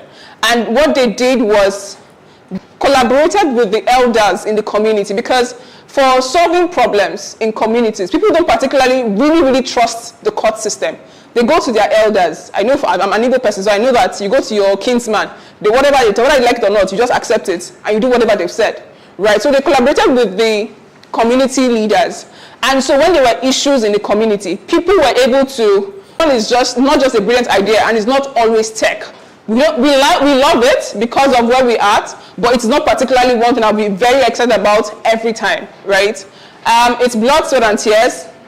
I should have been taking risks, testing, failing, and trying again, and it's driven by large-scale impact. In my case, what I'm really concerned about is ensuring that whoever it is, your target market, is actually really feeling the impact of your solution, right? And is actually solving a pain point for them. Now, we did a survey sometime in 2021 or 2022. We're trying to find out the most pressing justice problems for Nigerians in Nigeria. So if you say that you're solving, I want to shade fintechs again. You cannot say 200 million people are your target markets. It's a lie. Because you're not solving for every one of them. But in our case, if you say you're solving a justice problem, you know exactly what are the problems that people have. In our case, it was neighbors. People have issues with Mama Nkechi as their neighbor. Domestic violence was an issue. It was a justice problem. So if you're solving for domestic violence, you have the data to show that people are actually suffering from this. It's not assumed information. There was land issues, crime, housing. Money was there, but it was like down, down, down. I feel like people are now getting one way or the other to solve their money problems.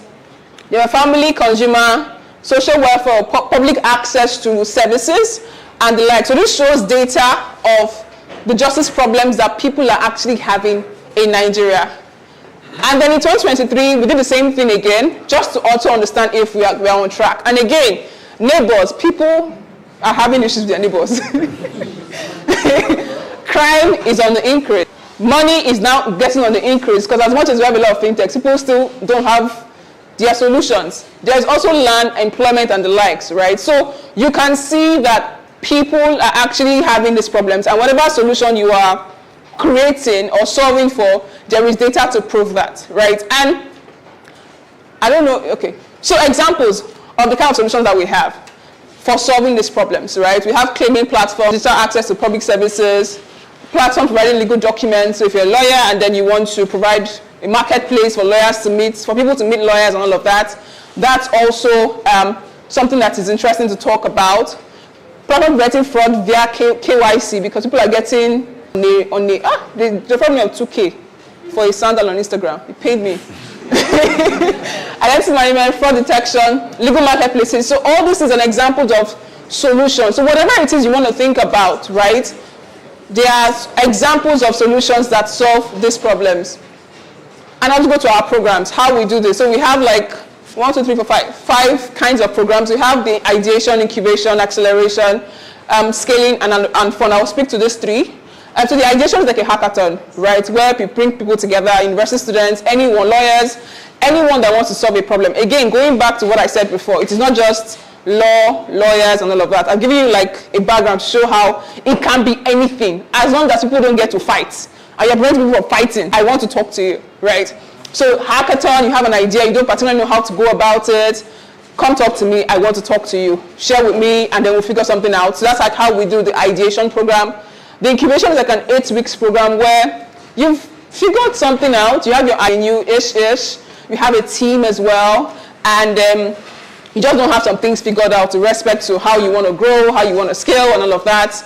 We have a program for that, which we just even finished in August. I think, yes, in August. And then we run you through an academy somewhat. For the acceleration, it's pretty much, you've gone through this. You don't particularly have to go through us to get to your, whatever it is you're doing. You already have people that are buying into your product, right? So somebody has paid money for your solution. I want to shade waitlist, but that's not what I mean. It's not waitlist. I don't mean it. But in this sense, like you already have, if you have the Netherlands company, and you get 10K euros, you get 10K euros grants funding.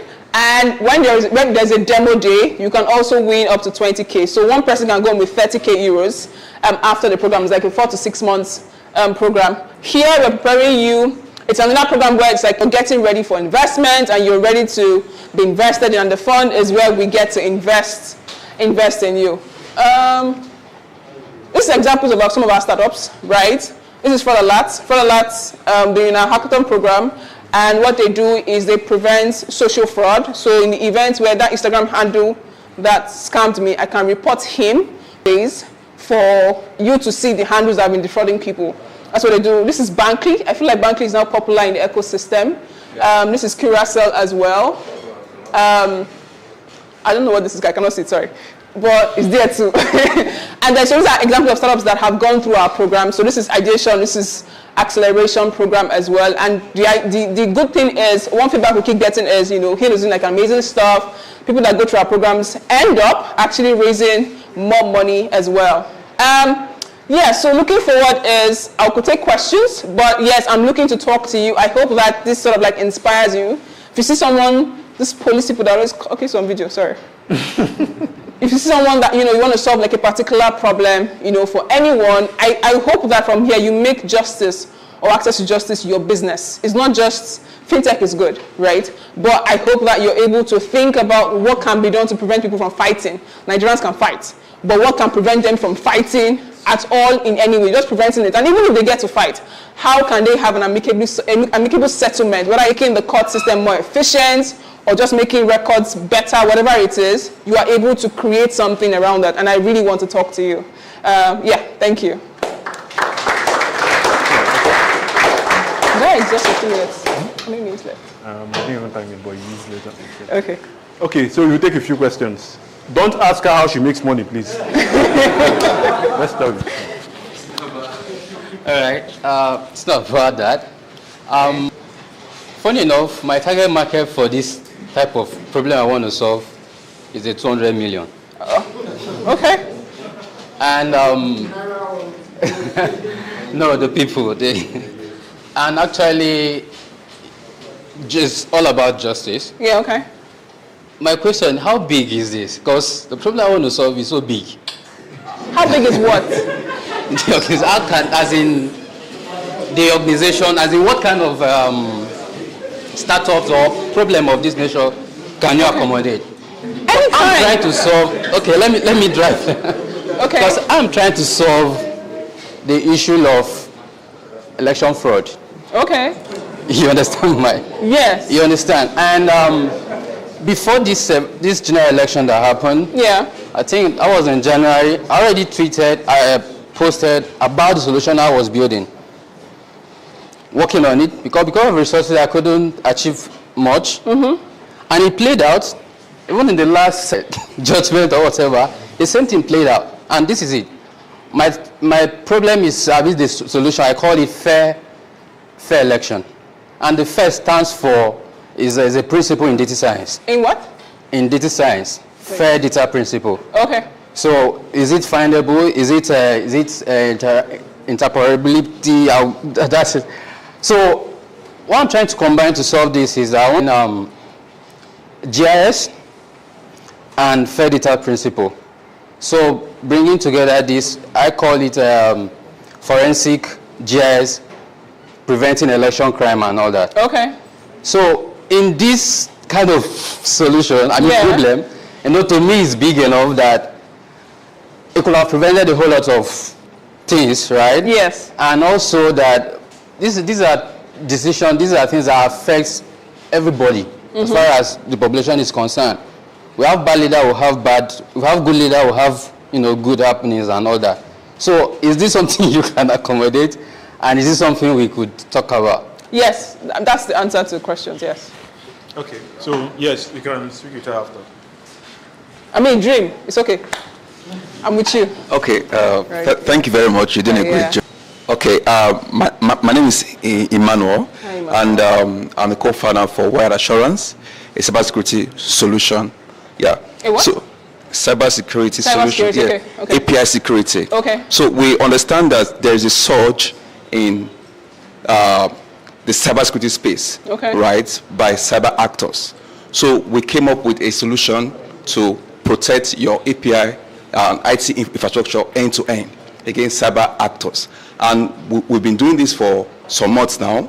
We've launched our MVP, right, and we have some good customers on the wait list. So how can actually your HIL, yes. okay, because I'm seeing the likes of Curacell, right, and Bankley. Yes. And I must commend you for that. Okay. Yeah, because these are industry names, right? So how will HIL also we can work together in achieving to ensuring that APIs of startups, industries are secured end to end? That's your problem. No. I'm just saying it's your problem, right? However you want to do it's your problem. I'm just here to support you. So it's like you telling me that this is exactly what I can to help you get to where you want to get to. I won't think for you, right, in that sense. I will only support you. So however big you want to dream, please feel free to, right? And also for me, just know that I'm very people-centered. So whatever it is you're doing, you have to let me know how it affects the last person at the chain, right? So it's like, again, Mama Kechi, I don't know whoever is Kechi, but it has to be that you are definitely impacting the lives of people.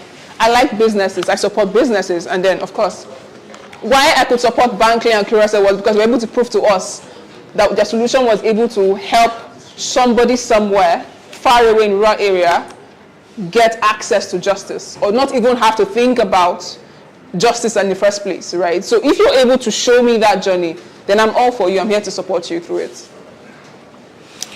All right. Thank you for the Michael. Hi, Michael. CEO, co-founder, The Roots Hive. Sorry? CEO, co-founder, The Roots Hive. Okay. Right. All we're doing at The Roots Hive is to transform the way Africans do business. Okay. Financial inclusion, escrow, YC. Right.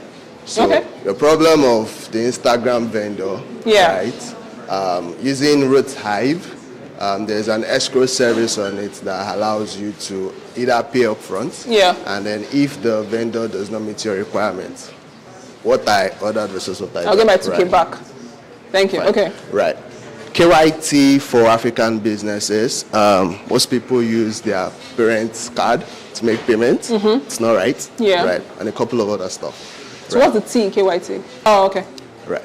So my question is this program, what's the nature of the program? Is it hybrid? Is it on-site? Is it, yeah. Okay, so before now, before 2020, that's before COVID, what happens is for the acceleration program, the founders get to travel to the Netherlands, and then they get, like, they have the demo day and all of that. But since COVID, we've had to, what's the word now? We've had to, thank you, we've had to adapt. And now what we're doing is we're not getting again to travel. So yes, it's hybrid. It was first online, but we realized that there has to be that founder connection, right, for the founders in the program. So there is now sometimes where you just meet in person. Out of 4 months, for instance, you meet like maybe twice or 3 times during that period of time, and then the rest happens online. All right. All right, so if you have a question and you want to ask about your startup, bring down your hand. Good. So you're not asking how she can help you out. Okay, hi, good evening everyone. Hi. My name is John. So my question, without mentioning my startup, would be that how do we get into the accelerator program, right? Because we're just hearing how Bankley raised $2 million and all these guys are raising money. Then we might also need some money too. Yes, I should have added that. I could just write out the website is heal.org. So heal is not H-I-I-L-L, the hill you're standing, Jesus. It's HIIL.org.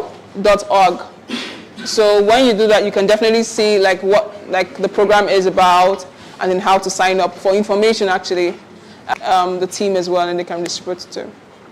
Thank you. Okay. Yeah. Hi, my name is Dimlade. Well, without mentioning, I just want to go straight to the point. Okay. And my question is regarding partnerships with banks. Like a startup growing up and wants to liaise with the banks and partnership. Do you come in that way? How do you bring up how do you help startups in that respect? Okay, so part of the program is, or part of the programs actually, is you let us know what your plan is. Again, I would say the driver, I'm here to support. So you let me know during the program, what's your plan. Even before you get into the program, we'll discuss it. What's your plan? What do you even want to do with money we're giving to you? Or the time that we're going to spend together? Because I don't want to waste your time. And I don't want you to waste mine too, right? And then with that conversation, get to know exactly where you need like help or support, right? So as like mentorship, doing like coaching, and who exactly do you need to talk to? Some founders, a lot more founders have wanted conversations around fundraising. So it's like who within our network has actually successfully fundraised? Examples, how do we pair you guys together so you have those conversations? So the times during the program where we have those conversations, and if it's partnerships with banks, who do we know, who can we talk to within our network that can connect you and make introductions? Thank you. All right, thank you so much, Kelechi. Thank you. All right, so we're taking the last person that will be pitching now. Lydia will be pitching. So I guess she didn't know this, but she didn't know Kelechi was going to be speaking, but she's going to be pitching. I'm looking for her. Lydia, interesting.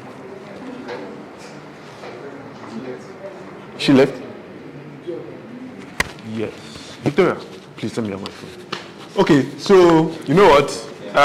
Do you have who has the startup that they want to pitch? Don't worry. Yeah, come up. So you'll be doing it without the help of a slide. Okay, no problem. So come up. What's that thing they say again? Fortune favors the good. Yes. Go ahead. Yeah, good evening, everyone. Good evening, everyone. My name is Chibuna. I work at Kiru Energy Limited, and I have a story to share with all of you. Okay, so my energy story started from when I was in primary 3 or so. My dad normally, drives us to refill his car, and every time I look at the fuel attendant, I'll just see her, having this plenty money in her hand, and I was just like, wow, this is where the money is, And from there, I started thinking about how I was going to, study petrochemical engineering as at that primary school, And then because I was really interested in, in the industry, I was already imagining how I was going to own, chains of fuel stations. But then on getting to secondary school, I joined the science class. I did well.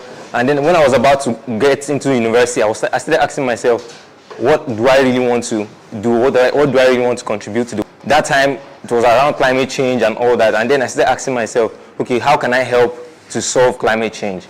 So if I combine the story of when I got my first interest in energy, which is in the oil and gas sector, and when I was about to go into university, and then having that mindset to contribute to solving global problems and then solving climate change. And then I got the idea about renewable energy. So then I started asking myself, okay, how can I get involved in this space? So I got into photo as a chemical engineering student, and while I was in the Department of Chemical Engineering, I thought they would teach us about how to solve climate change, and discovered it was all about mathematics, differential equation and all that, and it was tough. So if I knew better, I should have gone to chemistry instead of chemical engineering. Yeah, so but the solution we are providing today at Kiru Energy basically is Nigeria's populations are made up of 70% of young people, which is about 151 million people. And these young people are in their working class age, and they are digitally inclined or digital natives, right? And they need constant electricity to always power their work devices and also to power their recreation, like your Netflix, video games. So, but then power is an issue, right? Apart from power, apart from the normal electricity bills, which has actually increased now, you also have that the fuel hikes has also made getting electricity very, very tough these days. So one of our customers actually, she used to spend over 45 liters in 2 weeks on fuel, to power her apartment, her one-bedroom apartment in Festac. But after she got our product, which is Power Station is basically an affordable battery inverter solution that allows you to have backup power time hours. Yeah, so the solution has different packages. So you have the one of Power Station 1, which is around 184,000 naira. Then you have the one of this Power Station 2, which is around 207,000 naira. And then you have the Station 3, which is 291,000 naira. So the difference between all these products is that they have their different energy banks and capacity. So for the first one, it's about 10 hours of backup time. And then for the second one, it's about 10 hours, but it charges faster, right? And then for the third one, it is up to 14 hours minimum. So the advantage that we have over our peers, because I don't really think we have competition, because competition is, wait, calm down. I know I got you there. Calm down, be calming down. So okay, wait, let me just explain to you. All right, so the market is large. The market is really large, okay? The market is really large. In Nigeria alone, we are targeting the market. We are targeting the market share of $500 million by 2029. The market is so. Why I said we don't really have competition is because I have this mindset that there is enough for everyone, right? So, and our peers like Reedy, our peers like Blue IT, these guys have their solutions are very wonderful as well, okay?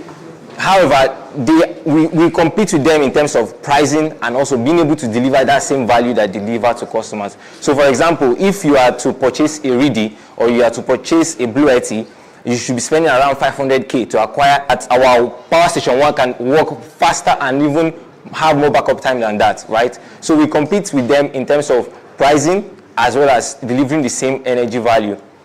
Yeah, so currently we have revenue of over, I've made our MVP, we have over $2,000 in sales, and we have profits of $600. And we're currently are just looking to acquire more customers. So when our speaker was speaking about bootstrapping, I really enjoyed, the session. I learned so much. Yeah. So at the end of the day, please come on board, support us, buy from us. Thank you very much.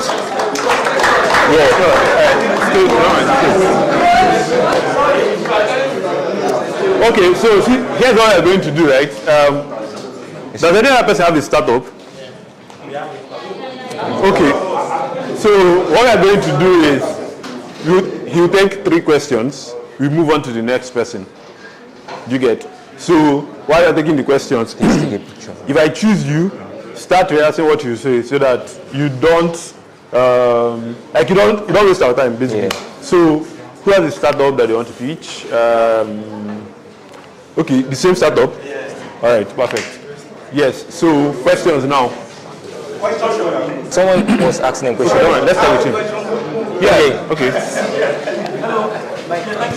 Yes. Just a quick question. Thank you. While you were shown the appliances that each of these products can power. Yeah. So you said Power Station 1 can work for about 10 hours, but could it just be this? You said 10 hours. Could it just be chat? Thank you. I can answer that. One small light in my apartment. Okay. So the solution is the solution is basically for low energy appliances like your monitor, your laptop, your Wi-Fi. Yes. How much is it? We have different packages. So there's Station 1, which is around 183K. Then you have Station 2, which is 207K, and then Station 3, which is 291K. Station 1 can carry 1 standing fan, 1 smartphone, 1 laptop, and 1 TV. Yes. Yeah. Yes. Yes. We have 6 customers now. We have revenue. Yeah. Hello. Please, we are about to take another question. Please. No, don't worry. You exhausted the flow. Okay. All right. Okay. I just wanted to clarify. Okay. Are you talking about just the battery, say, an inverter, or the whole inverter itself that you are providing? Yes, so our solution is the inverter system and the battery together. For that price? Yes, at that price, yes. Okay. So where we differentiate is the engineering design. That's where we are that's our 3 secrets, yeah. You have a question? No, it's been asked. You have a question? Yeah. He's speeching. Do you have his question?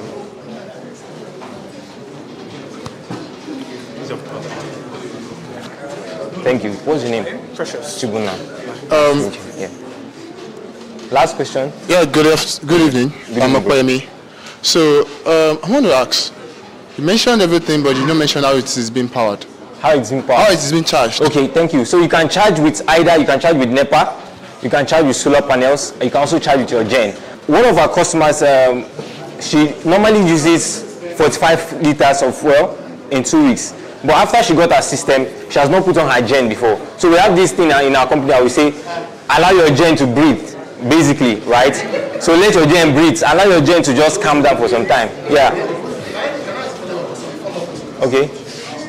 So it is, when it is being powered, how much do you think it consumes from NEPA to charge? Okay, so it takes about, for the different systems, the first. I'm talking about I'm talking about how many units do you think it consumes? I can't really say on that. Yeah. I can't really say that now. Yeah. Okay, so someone is asking whether they are made in Nigeria. Yes, they are made in Nigeria. Thank you so much. Thank you.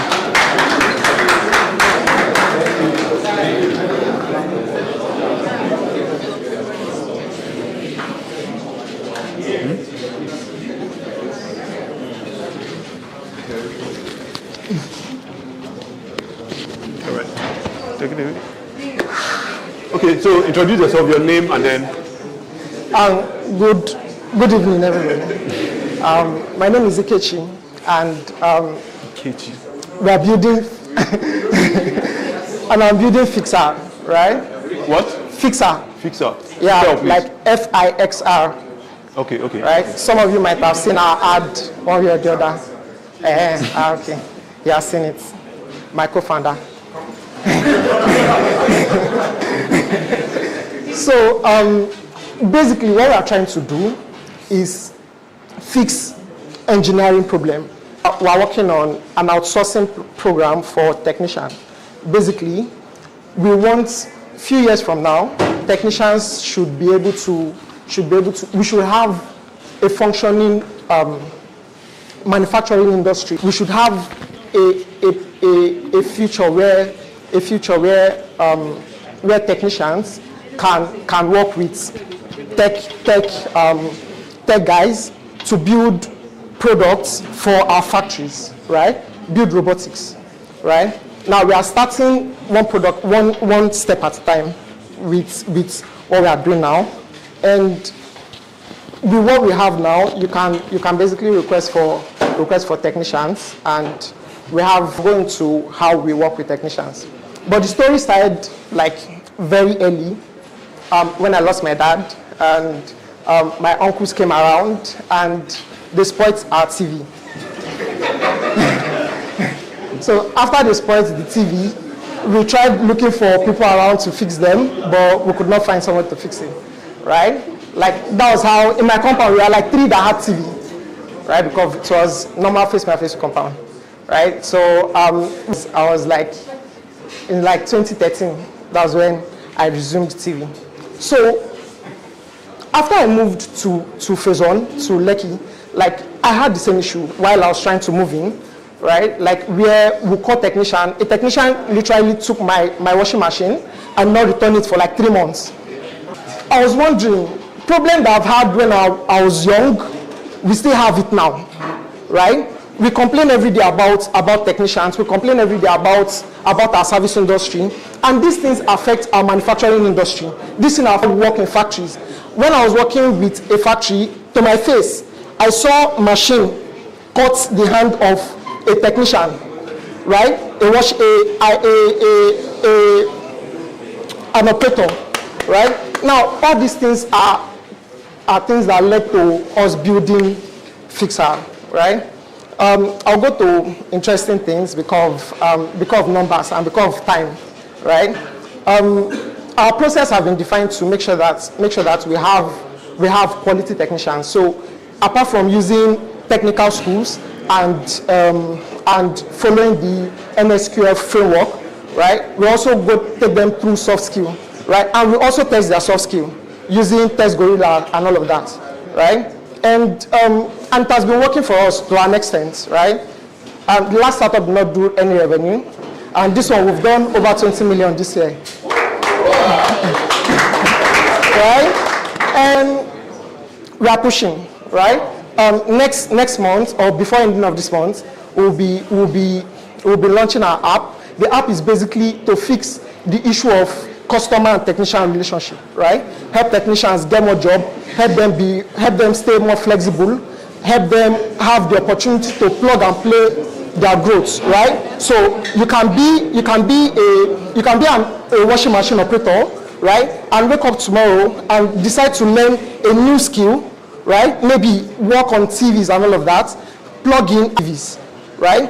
So we do the test and help them upgrade. The same thing, we can pair technicians with startups that are building, startups that are working on maybe innovations around ACs, right? Innovations around other electrical appliances, innovations in our factory, right? Pair them up. They can have stock options in those things and have hope, right? Hope that I'm doing this today, and to your competitor, we do solar, and we do other things too, right? We do other things too. We do AC repair. That AC is not code well. We can fix it. Basically, every home and office electrical appliances. Yeah, they have different prices. The most selling products that I would have shown you our data, right? I don't know if we have our data up, but basically, like last month we did like 6 million, right? And that 6 million came primarily from CCTV install, right? So we installed CCTV and set up everything for a factory at Songo, right? And these things are, we particularly don't handle the jobs, right? So we work with technicians that handle the jobs, right? So the technician, they earn over 750K. So yeah, they pay us. They are like our revenue, right? But for everything, right? So we are like subcontractors, kind of, right? So they work with us. We do the whole we do the whole customer complaint. We do the whole monitoring and everything for the client. So the clients hold us responsible when the customer fail to deliver, right? We basically are a voice for the technician and a listener, right? They're basically a voice for the technician.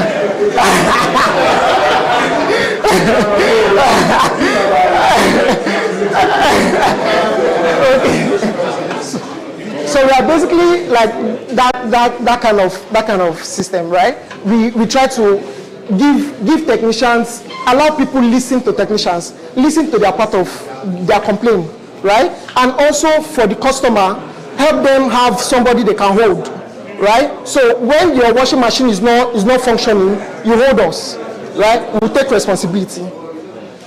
That's yes. No, we don't sell. We just repair. Yeah, we like those items, the cameras and all of that. We buy them. We have vendors that will buy those things from vetted vendors. So all our vendors have 30 days out yet. You said landing page. Our Instagram. Yeah, we want ads on Instagram. Yeah, they call us. Yeah.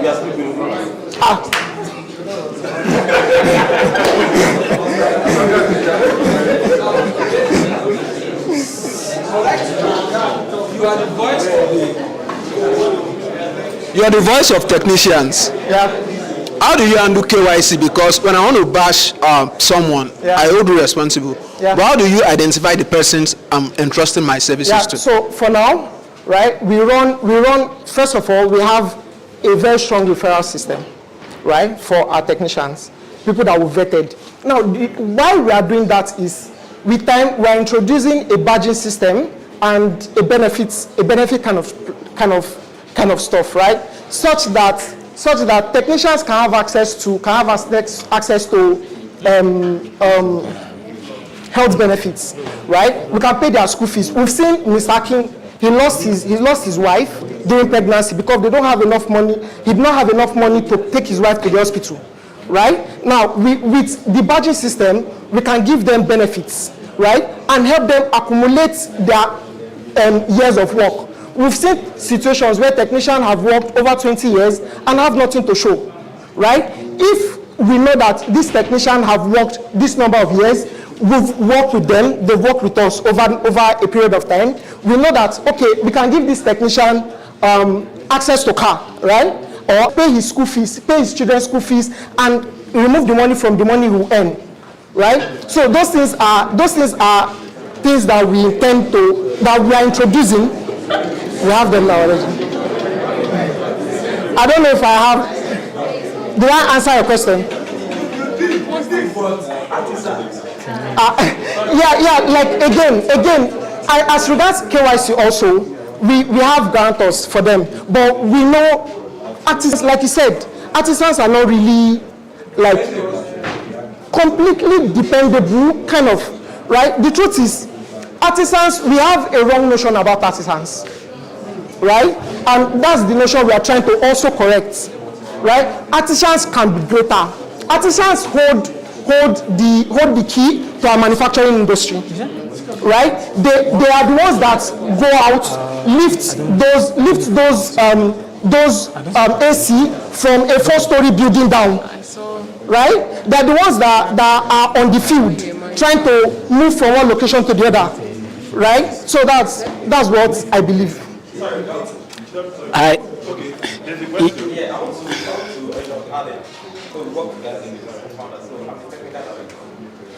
in terms of partition, like we've been doing this 2021, Yes. And then we work with so many, we work with banks, we work with so artisans who don't kind of listen to their side of the story. You usually ask a question that why do artisans behave like this? What is the reason? What is the cause? Why? You make some judgment, you have to understand the cause. You understand? So artisans, we have set up a system for artisans to be able to checkmate them and ensure that they are in compliance with whatever settings are. Yeah. And then you have to meet that for over 2 years now. Yeah. Yeah. Okay. Yes, I have a question. Yes. How do you make money? Yeah, you said you did 30 million between January to June. We've done over 20 What percentage of that is make that money? But that's just revenue. That's number one. Okay. Number two. So artisans. Yeah. So if you are doing B2B, that is you're serving companies. Yeah. That would have been better. Yeah, but you still do B2C. Yeah. Okay, yes, the reason I'm particular about that is, yes, I moved to my new place. So all the artisans I've used in the last 1.5 years has been asking my neighbor, hi, we recommend I have this person, this one's not trustworthy. Yeah. And that's all artisans that I've used. Yeah. So how do you handle that? Okay. Yes, these guys are like they are old school. Yeah. So to that question, the second question, try yours. One. So you've not tried us. That's one. First. So your first complaint, try yours. Drop your phone number. So number. Your first question, how we make money, right? We make money on. Sorry to digress. That's one of our customers. No, you know, stand up, Ola.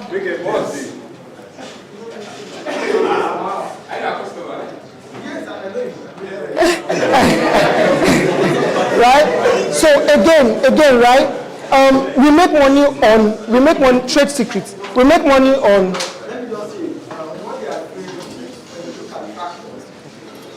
That is the way to go because they've been interacting with customers.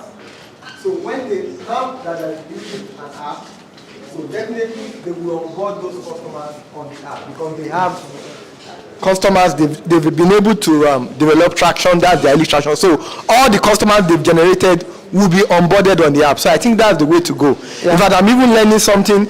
Just that he never told me that they were even going into. Because he has visited our school a couple of times to fix, and we've given him appliances to, to repair, and they've delivered, so to say. They under deliver and under promise. Yeah. Thank you.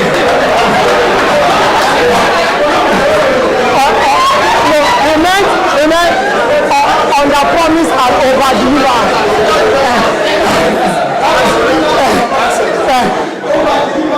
Under promise. Yes. So back to how we make money. We make money on commission, right?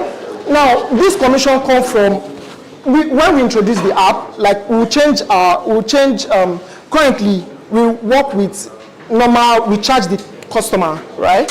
Because we are like 100% in touch with the customer, right? We are basically trying to model the business like maybe regular fiber one, right? But see how, since it's a one-on-one kind of business, see how we can leverage other tools, right? We have AI integrated into our process to make sure that reporting is instant, right? We have some other things too, trying to make sure that those things that we've learned over 2 years of operation, we can put them to work. Right? Back to your question, we charge the customer directly, basically the same way we will charge your technician will charge you, right? But we can deal with the customer. We can tell the customer, okay, we can tell the technician that we are giving you volume, right? You will do this job, right? So we cut costs and make money off the margin between the amount you would have paid your regular technician and the money we pay. The things I learned, some of the things are things I learned from that co-working campus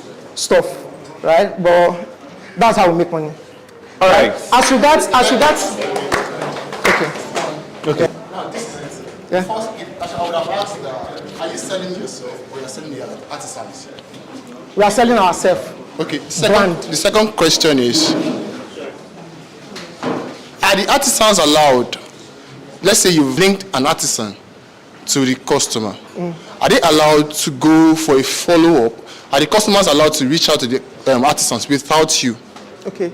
So that question, we've answered that question several times from other people. Not yet. Right. So that question is a run-up kind of problem, right? Where when technician work for you and the technician is good, you collect the technician number and call the technician directly, right?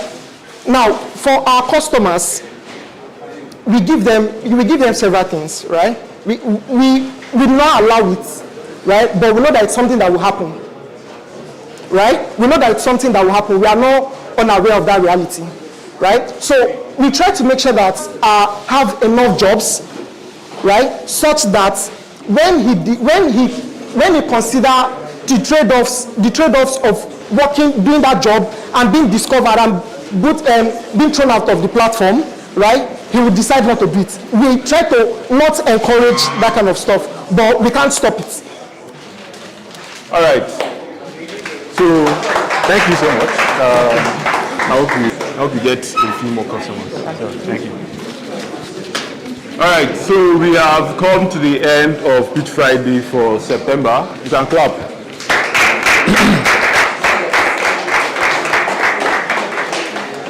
All right. So first of all, I'd like to thank our sponsors. I think Kelechi is not here anymore, but yeah, thanks so much to our sponsors. And please listen to me. My voice is not so loud, I have to say. Yeah. So next month, October 21st, TechPoint Africa will be hosting a workplace conference.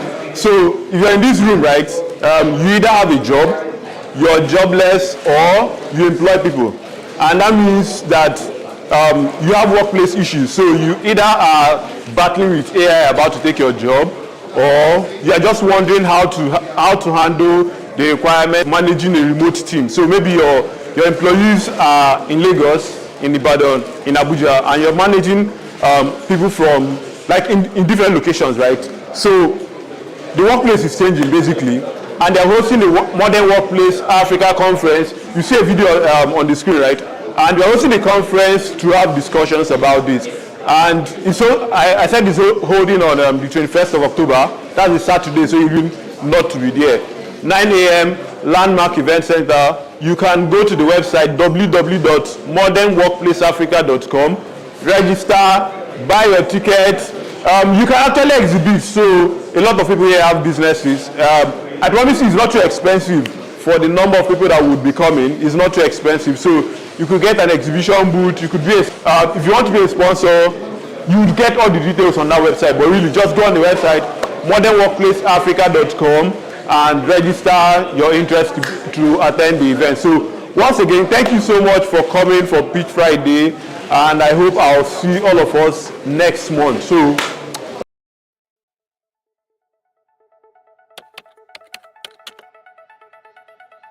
TechPoint Africa is pleased to announce the Modern Workplace Africa Conference, taking October 2023 at the Landmark Center. The event will feature workshops, panels, masterclasses, exhibitions, and a job fair. Expect insightful discussions around the gig economy, HR, talent, and all things workplace. You don't want to miss this groundbreaking event. Click the link in the description below to save yourself a spot and get more information about this event.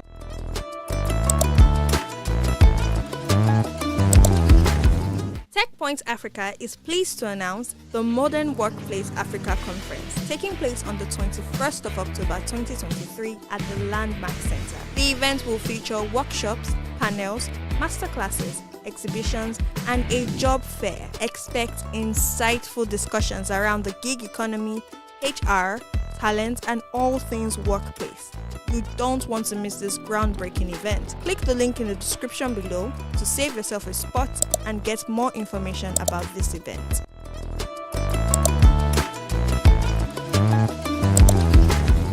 TechPoint Africa is pleased to announce the Modern Workplace Africa Conference, taking place on the 21st of October 2023 at the Landmark Center. The event will feature workshops, panels, masterclasses, exhibitions, and a job fair. Insightful discussions around the gig economy, HR, talent, and all things workplace. You don't want to miss this groundbreaking event. Click the link in the description below to save yourself a spot and get more information about this event.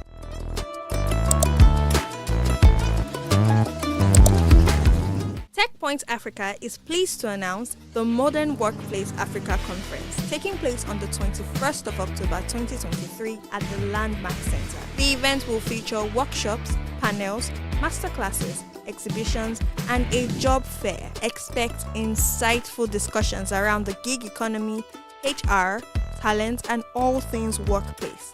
You don't want to miss this groundbreaking event. Click the link in the description below to save yourself a spot and get more information about this event.